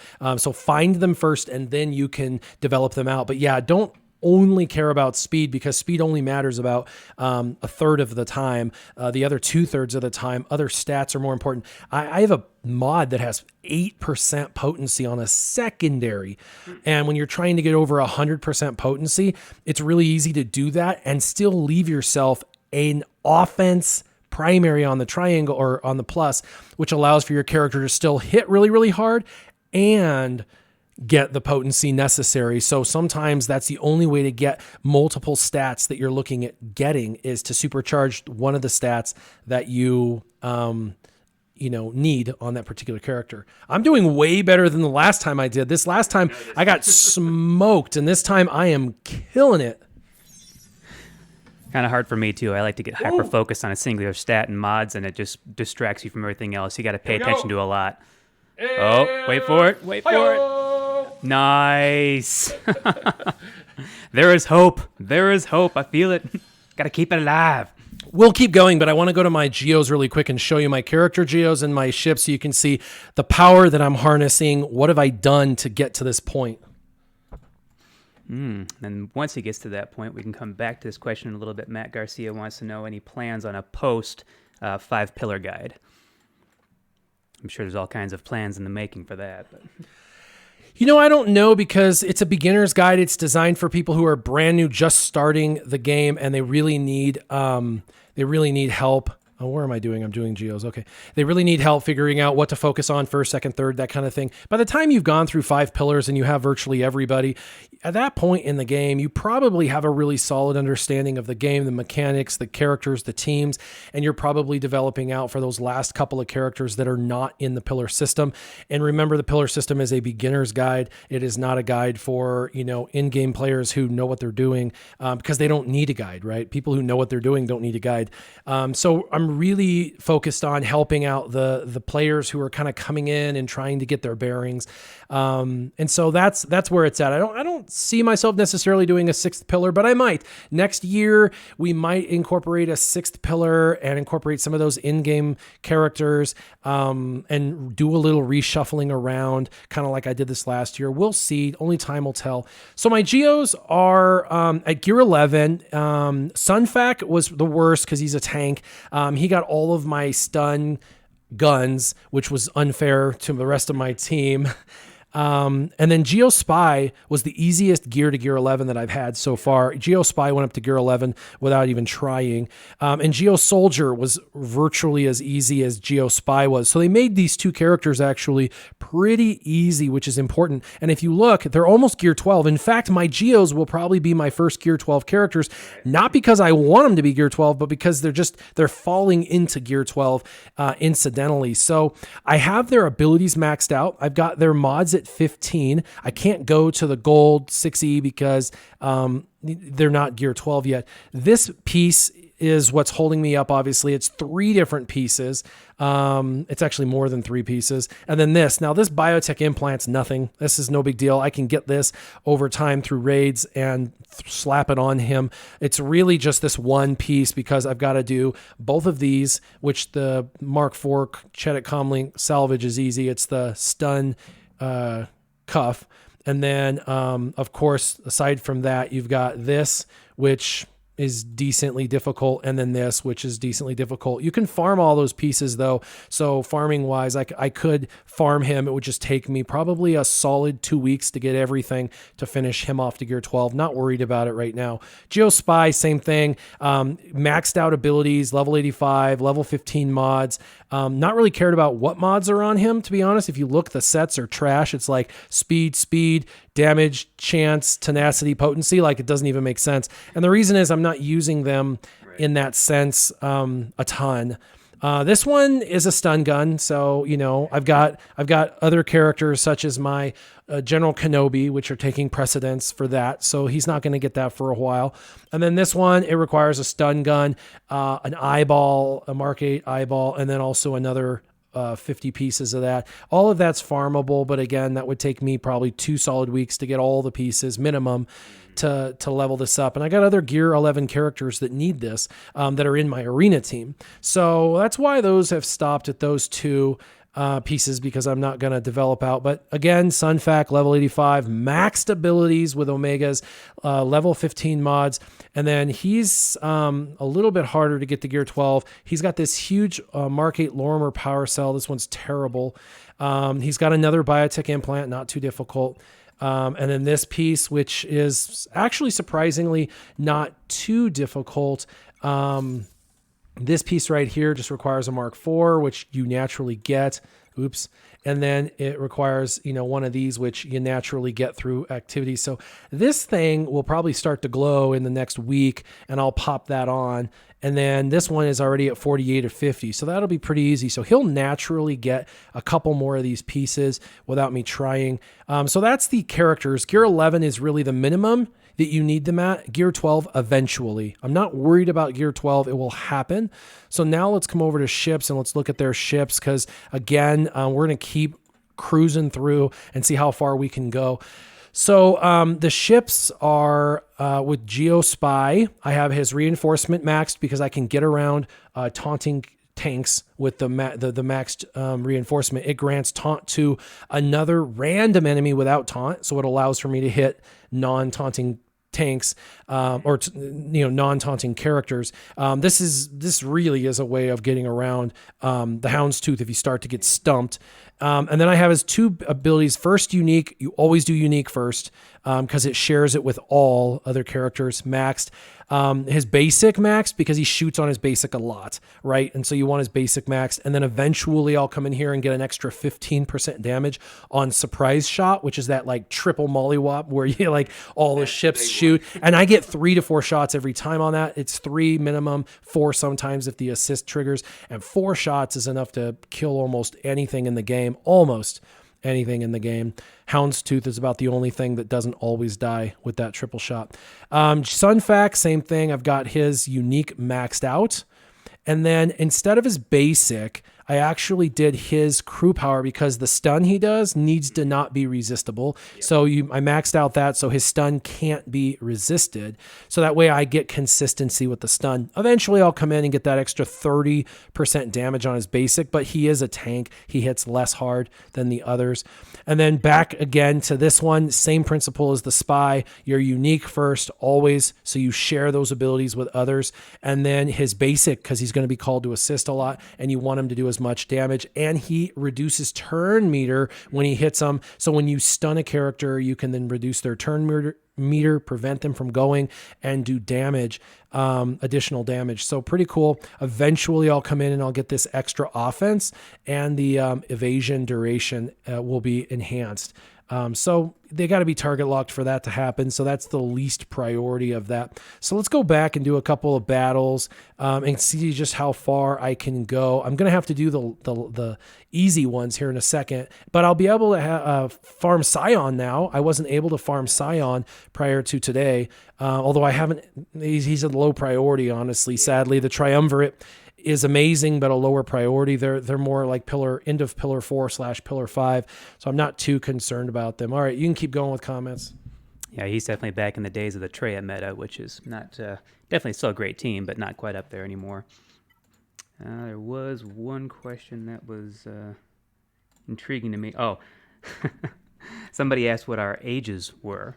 What were our digits? How old we be? How many years we've been on this earth? That's an interesting one, and I almost want to ask everybody what their opinion is. Yeah. How old we be? Yeah. What's your thoughts? What's your assumptions? And then once we get a few ouches and thanks, I appreciate that, then we can tell you what they actually are. Let's see. And while we're waiting for that, looks like Tommy just found out that the forums just posted that Newt and Dooku update's happening today. Nice. So Newt and Dooku, you can Newt and Dooku, Nutella. You can find out what they're all about today, because I guess it's going to drop. You can go to the forums, check that out. Apparently, people are paying more attention than I do. Look at that, Warrior 43, SureShot 36. My God, they think you're younger than me by a lot, by 7 years. Over 35, but under 41. That's a really good guess, yo. 33 to 34, Matthew Garcia. You get an 8-star General Kenobi with 5 Zetas as well. Mm-hmm. Here you go. Rolanda, always 21 for sure. Just old enough to drink, but not old enough to be held accountable for it. All right. Reduce some turn meter. Keep him stunned. Reduce turn Knocking meter. at Biggs's door there. Yeah, this is way easier with him maxed. Yeah. Mostly maxed. Yeah, see, this is telling me I need to go back in and try these nodes again, because all this energy right now is going to my Zalbar, so... That's not a bad thing. No, it's not a bad thing at all, but, when you got 2 or 3 nodes still left to finish off that 5th hard level there, it's something I should probably go back and take care of, because I think 1 Zeta still sitting there waiting for me, even though I'm still sitting on 40 at the moment, but... That was pretty crazy. That was actually one gift from Capital Games that I can actually appreciate them for May the 4th. They gave everybody a full Zeta when I already had 40, so that gave me 60. I was able to throw Zeta on Chief Chirpa and Django, and then now I was able to have 20 left over for that, and then they've just been dropping like crazy lately, and I still buy them occasionally in the store when I had the extra currency for it, so definitely a nice position to be in, even though my Omegas and Mark IIIs are lacking. Oh, and look at that. Is that another 3-star? Yeah. Nice. I didn't even lose one ship. However, I almost lost my tank. Look at the Omegas, though, I'm starting to get. I needed these. I was like Omega poor. So this is really good. Reinforcements are always good. But I need, this is what I need right here. And I don't have enough. I need like 500,000. Yeesh. And no, the question hasn't been answered yet, because we haven't had people saying specifically from me, or there's been a couple people who said specifically, and they're pretty close actually. I don't feel too bad about that now. I've asked somebody recently that question, and I think that she was just trying to be a B, but she went right to 40, and I was just like, come on, do I look that old yet? I mean, not super far off, but I'm decently far off. Careful. But I wouldn't wear it as well as you. I definitely don't dye my hair, so if you look and you see some grayness and whiteness in here, that's because I'm cool with it. I'm cool with it. That's earned experience right there. I got quite a few grays coming up in the beard here that are pretty prominent, but you know what? I ain't gonna pluck them. I've earned those. Those are mine.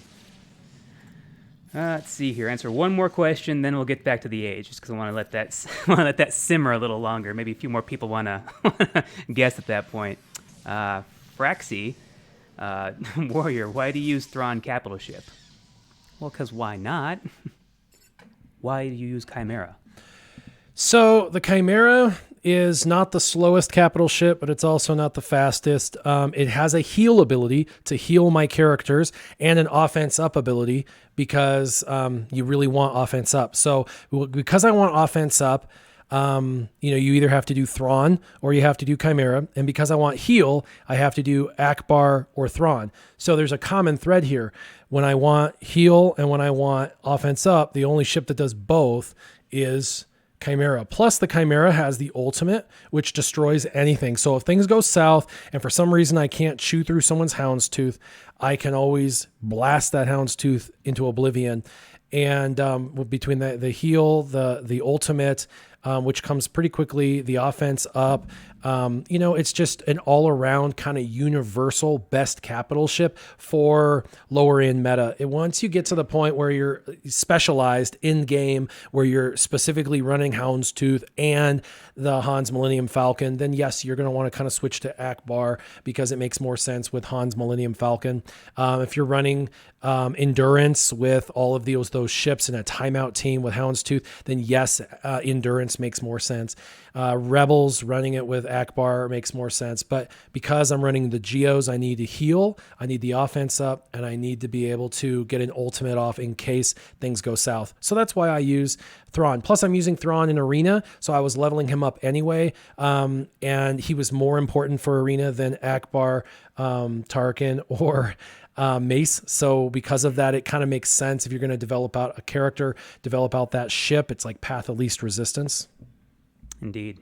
And especially if you have Chimera maxed out, you can also, when you get to that ultimate, you can choose which, like, say your tank's about to die, you can choose him, and then it pops up that health and protection too.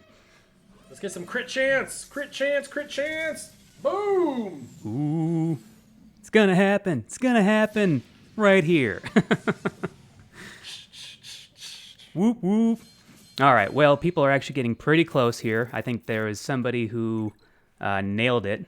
Well, nailed mine, but there's been a few people who guessed yours. So. Oh my God, Warrior 45? Oh, not yet. Yeah. And Tommy, there's nothing wrong with 40. I was just saying I didn't feel like I looked it yet. So, that was the only reason why I took offense to it. Nothing wrong with age. Come on, it's just a number. So Mario asked Warrior, can you explain the tactics behind Cassian's U-Wing? So a couple of things. You want it to be your second reinforcement because you hopefully have Phantom 2 coming in first, doing damage, putting crit chance up on your team so your team continues the offensive.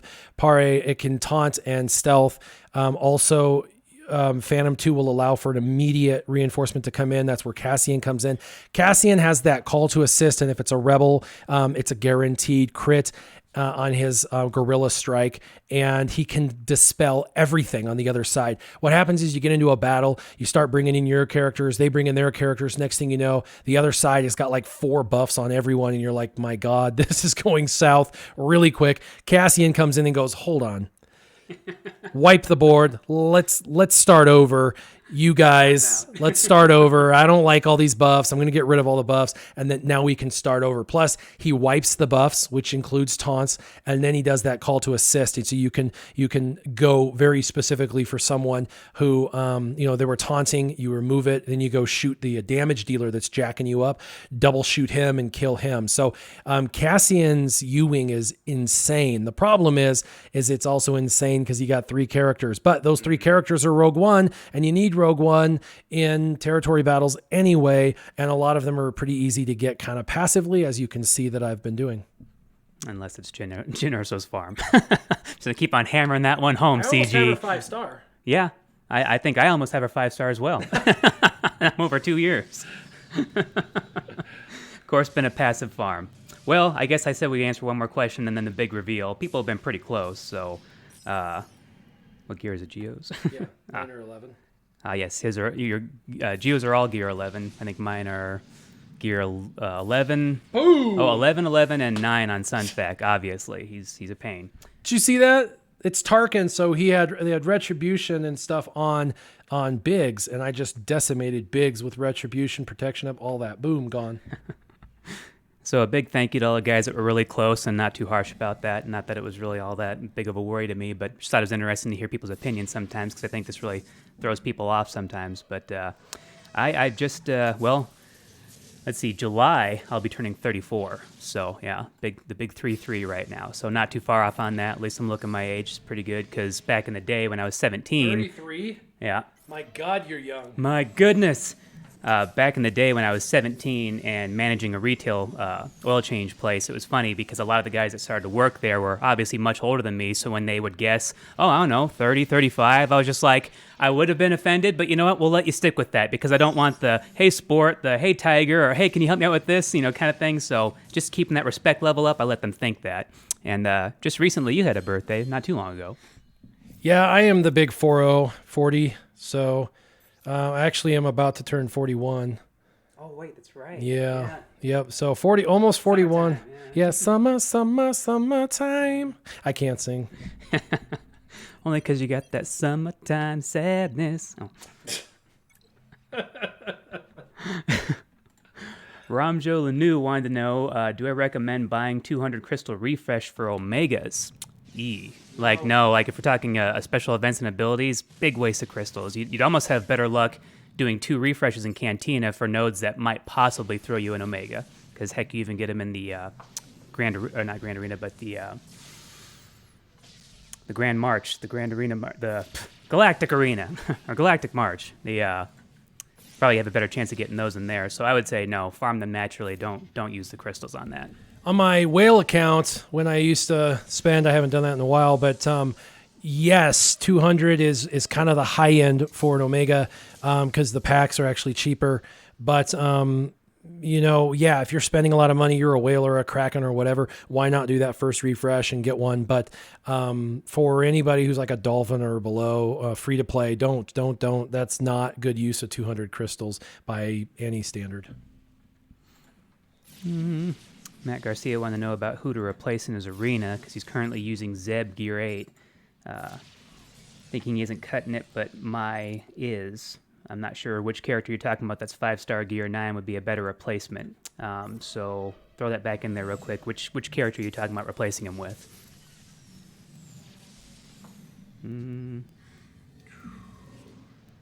Ray Rock said we're young compared to him. Well, again, age is just a number. It's all about the mentality, right? They liked how you turned your cat backwards before you revealed your age. Oh, he noticed that. I was like, old man. I'm a little kid, guys. Old man, young mentality. 107K. Woo. In one hit. Although I will say, I've been around when there have been women who have said this before, like, how old they thought he was, and they would go right to 28. So I think that has the more mentality coming out there, and maybe before a few extra grays showed up there, but I would say that's pretty accurate. So this is the most difficult of the easy fleets. Because it has nothing but the Imperial TIE Fighters. They hit the buff immunity. They do that mad hit for like 80 to 100K, and you've got to survive it. So this is RNG Fest. If you can dodge, because you have avoidance with the Geos, then you can survive and you can 3-star it. Even if I 1-star it, we can move on, and that's really good. But the 5E, this is the most difficult of all of the normal fleet nodes. Matt Garcia was referring to Jolie Bindu, saying would he be a better replacement than what he has currently in his arena setup which would be Zeb. He says he has Jolie at 5-star Gear 8. If you're using Phoenix, no. If you're not using Phoenix, yes. Short and sweet. You heard it right here. Yeah, if you're using Jedis, Jolie Bindu's better. If you're not using Jedis and you're using Phoenix, then no. Look at all that buff immunity and mad hits. Look at all that. Foresight up. That's all right. We're going to start slicing them. Oh, just you wait. I got something for you. It's right at my Geo sleeve. Oh, wait. They don't have sleeves. It's right at my Geo exoskeleton sleeve. Yeah. Right. First shot's going to miss. The next two are going to hit. I doubt it'll be enough to kill him, sadly, because that first hit is the big one. Mario Ramos, yes, I agree. The 80s were the best. They're great. The hair, the cocaine, it was all wonderful. Yeah. I got to experience a full 5 years of them before I was really out of that, because I'm definitely that.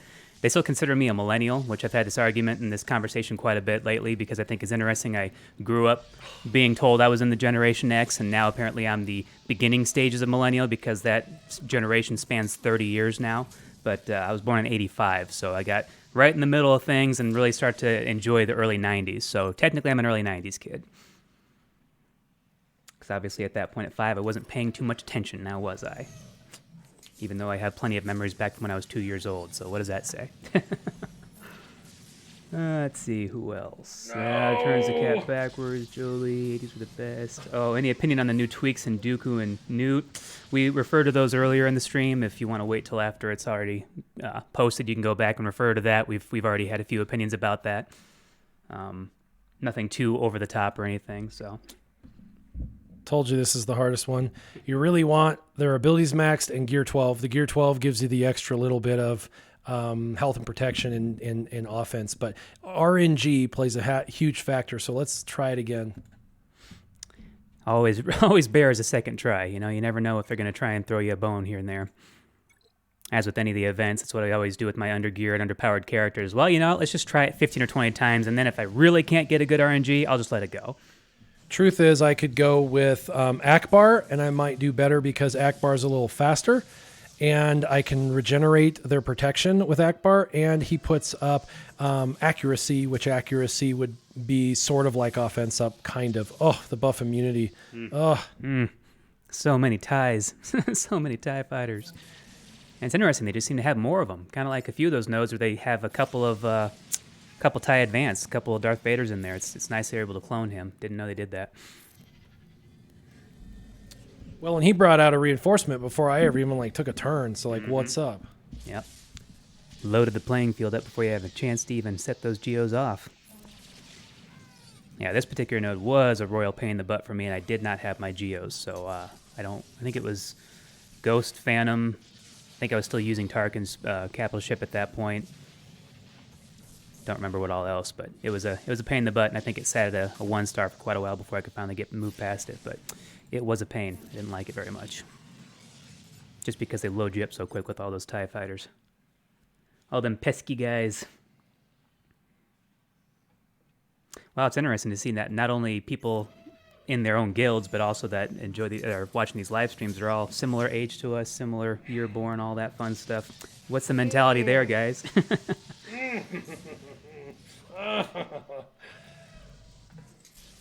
Yeah, Big Country Mags, I agree. I was around before the internet too, but mostly because I was poor. I didn't have my first cell phone until I was 16, and I still even had a cassette player for a while there. I was literally recording mixed cassettes off of my new CD player because I had no other way to record off of that. So, yeah, I don't really feel like I fall into that millennial category. I was kind of like the coming of the internet, the coming of age and technology and computers and that. So, I mean, heck, I was still rocking a 486 at that point for a computer. Didn't even have a sound card in it because I didn't know how to get that damn thing to work right. Millennial what? No. All right, womp. That stunk. All right, so... Yeah, life before the internet, encyclopedia, for sure. Yeah, I used to have encyclopedias. Let's see. Oh, I think I earned an achievement. We can get something cool. 40 crystals. Yay! And 5 of these. I'll take that. That's pretty good. Ooh, and 50 and 40K. That's not bad. I'll take anything I can get. Yeah, gap generation. I like that better. We should use that term now. It's not Generation X. We're just at the tail end of that. We're definitely not millennial because we actually have that mentality where you have to work for what you get, and we're not entitled over everything and think we know everything. So definitely a gap generation. Heck, I still don't know everything. I'm trying. I don't understand these kids now. It's like, hey, when did you get your I know everything card along with your privilege card? I never got that. That's, where was I when they were handing those out? I guess that's one of the problems of being homeschooled. I don't know. I'm almost at 1.1 million galactic power. I'm at 1.099. I could definitely bump those numbers up if I wanted to. I don't. And you can kind of see a lot of characters go to gear 8 and stop, and that's unfortunately necessary through development. You just kind of have to go and then stop. Yeah. Yeah, those are rookie numbers. You need to get those numbers up. I got Trey to 110 of 145, although she's not going to be used anytime soon. And I've got Wampa at 90 of 145. If I was in a guild that didn't have Treya, that would be fine. I would be doing just as well because the only benefit I get is some Treya shards. Every other guild I would join, even if they were much smaller, I would be able to get Han Solo and General Kenobi. If you're in a guild that is not getting you Han Solo and General Kenobi, you need to get a guild that can get you Han Solo and General Kenobi, because there are entire groups of guilds where there's 10 guilds or 12 guilds, and they're all doing Han Solo and General Kenobi with the top 4 or top 6 getting Treya. And so you can develop within that guild structure until you get to the point where you're ready for Treya. The only character I have access to that some of the new free-to-players don't have access to is Treya, and honestly, I won't be using her anytime soon. And if I didn't have her, I'd be just as good as I am now, because that's just one character. So yeah, I think we're pretty good. I could be doing more, but we're running at the basically almost 2-hour mark, and so we need to be kind of getting going. But I really appreciate you, SureShot, coming on board and everyone hopping in. We need to do story time before we leave, because I don't want everybody bailing without the story. So we got to do a story. Okay, are you ready? Let's see if there's any other questions. SureShot spending time on remembering youth. Okay, first letter. How long was say homeschooled. Up until I graduated 2 years early when I was 16. So all the way through, I did go to a private school for a while for my high school years to fill in the gaps that my mom couldn't get for like foreign language and PE and just, general socialization with your peers and going on field trips and that kind of thing. But up until high school, was in that private school, and then I was there for a short period of time. Being homeschooled, you got that opportunity to pile on the workload to get the heck out of this place. So I doubled up and I took on my senior year and put that all together in 2 years and made sure I got out of there the heck early. So yeah, basically my whole life. Okay, so this story comes out of the Navy when I was in the Navy, and what happened was, so we do bay swims and we do ocean swims, and when you're swimming in a big group, you have what's called a swim buddy. A swim buddy, if anyone knows, is a guy who swims with you, but he does everything with you. That buddy is like, you run together, you swim together, you do PT together. Like that guy becomes a part of you. He's there to save your life. You're there to save his life in the real like combat situation, but in a training situation, you're to kind of motivate each other and keep each other going. And you never abandon your swim buddy ever. And that's kind of like it's a spoken rule, but it's also an unspoken rule. So when I was in BUDS, Basic Underwater Demolition SEALs, Class 211, we were on a swim. And by the way, the instructors, follow, a lot of times in like a little, like, I don't know, like a tugboat. I don't know what to call it. It's like a little boat. And they follow you because sometimes people, when you're doing a long ocean swim, get tired and need to be pulled up, or they have a medical issue, or you get tied up in seaweed and you pull out your knife and you try and cut it off, but you get stuck. So there's just reasons, right, why they follow you. And we were on a swim out in the ocean. And we kind of swim parallel to the shore, but beyond the breakers. And we were swimming, and I noticed the boat behind us. So you side stroke the whole time, by the way. You're side stroking. And I can do that forever. I can literally side stroke for like ever. It's crazy, but it's a really easy swim. And so we're side stroking it, and I noticed the boat behind us, kind of if off in the distance, the guys who are following up the pack of us swimming, are kind of going left and right and left and right and left and right, the boat. And so we get done with the swim and we're on the beach. We swim back in and we're like kind of having that moment of recovery and talking and stretching. And we ask, what were you guys doing? And they were like, well, I think it was a bull shark. We're not sure what, but there was a shark following the group of you guys, and we just wanted to kind of scare it off. So we were, trying to run over its dorsal fin because it kept coming up to the surface, and so they were like trying to like run it over with the boat to scare it away, but it was like following the pack of us swimmers. Now, if one of the things I tried to do when I went into BUDS, when I went into SEALs, was to overcome my fear.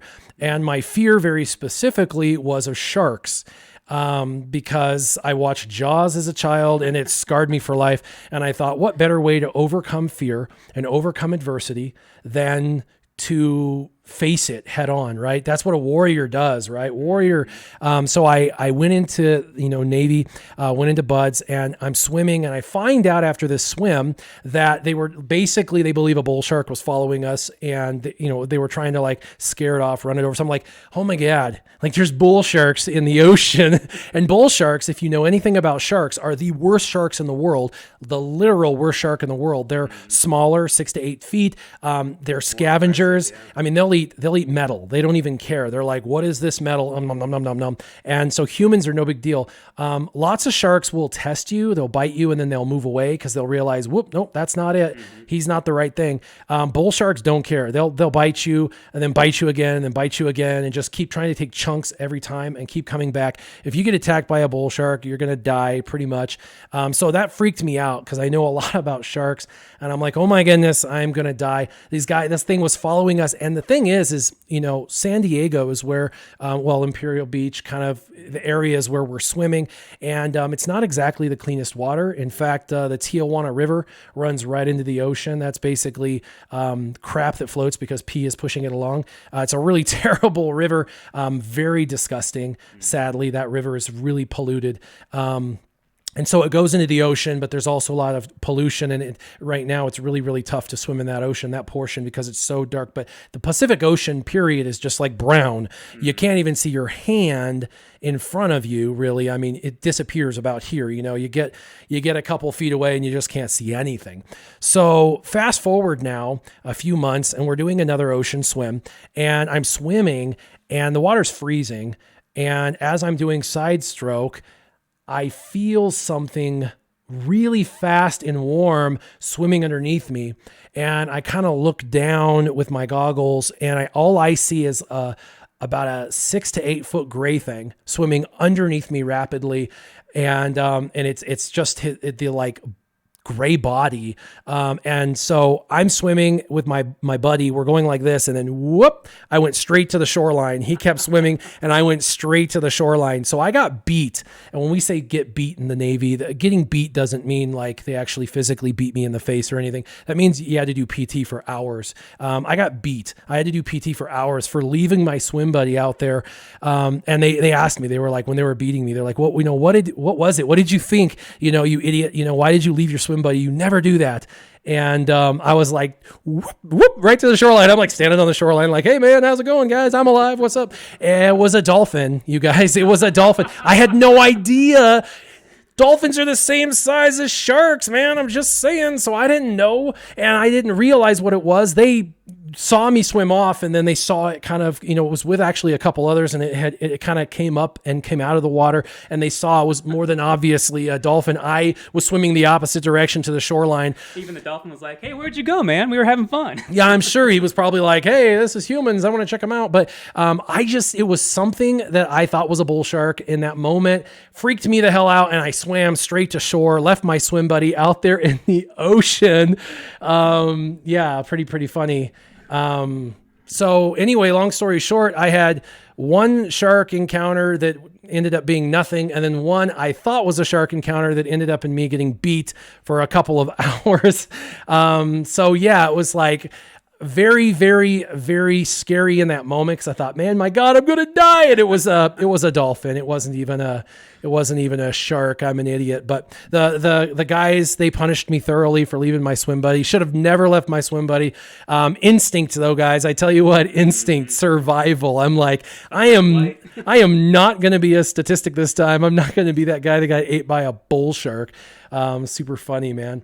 Barrett asks, when am I going to write a biography? I've got funny, crazy stories. That would be really fun. I have a lot of people tell me I should do that. It would be kind of fun to sit down. My mom's a writer. I like to write. So it would be something that I think would be pretty fun. So, and then Big Country says, Warrior, face fears by joining the SEALs sounds like solid logic. Yeah, I mean, yeah, when you're afraid of something, you should face it head on, even if later on you swim away from it immediately as soon as you realize it's about to eat you. Although the dolphin wouldn't have eaten me. Oh man, so funny. So anyway, that's it. SureShot, you want to give some parting words and we'll get out of here. Always wait a half hour after eating before you swim. Oh, wait, they probably don't do that for you there, do they? Never leave your swim buddy. And I guess at that point, you were probably back looking at Aqualife, deciding, at that point, hey, you know what, probably should bone up on this, so next time I don't have to feel the need to leave my swim buddy and not get freaked out over that. So things to live by, when you guys join buds in the SEALs. Thanks, SureShot, for coming on. I appreciate everybody else who jumped on. I love doing the weekly series. I am hopefully looking forward to doing more than just the weekly series. I know there's a lot of people that want my main account, want to see stuff from my main account. So I am trying desperately to find time to do some videos from that. So, just hoping and praying that happens, that I get some time to do some other main stuff. If I get a chance tomorrow morning to live stream this account's Grand Arena, then if my schedule shows that it's something I can do, then I will do it. I think that would be super fun. So anyway, as always, you guys, make sure you keep your gaming on. Thanks you guys for joining today. And as always, keep your gaming on. This was SureShot. SureShot and Warrior out.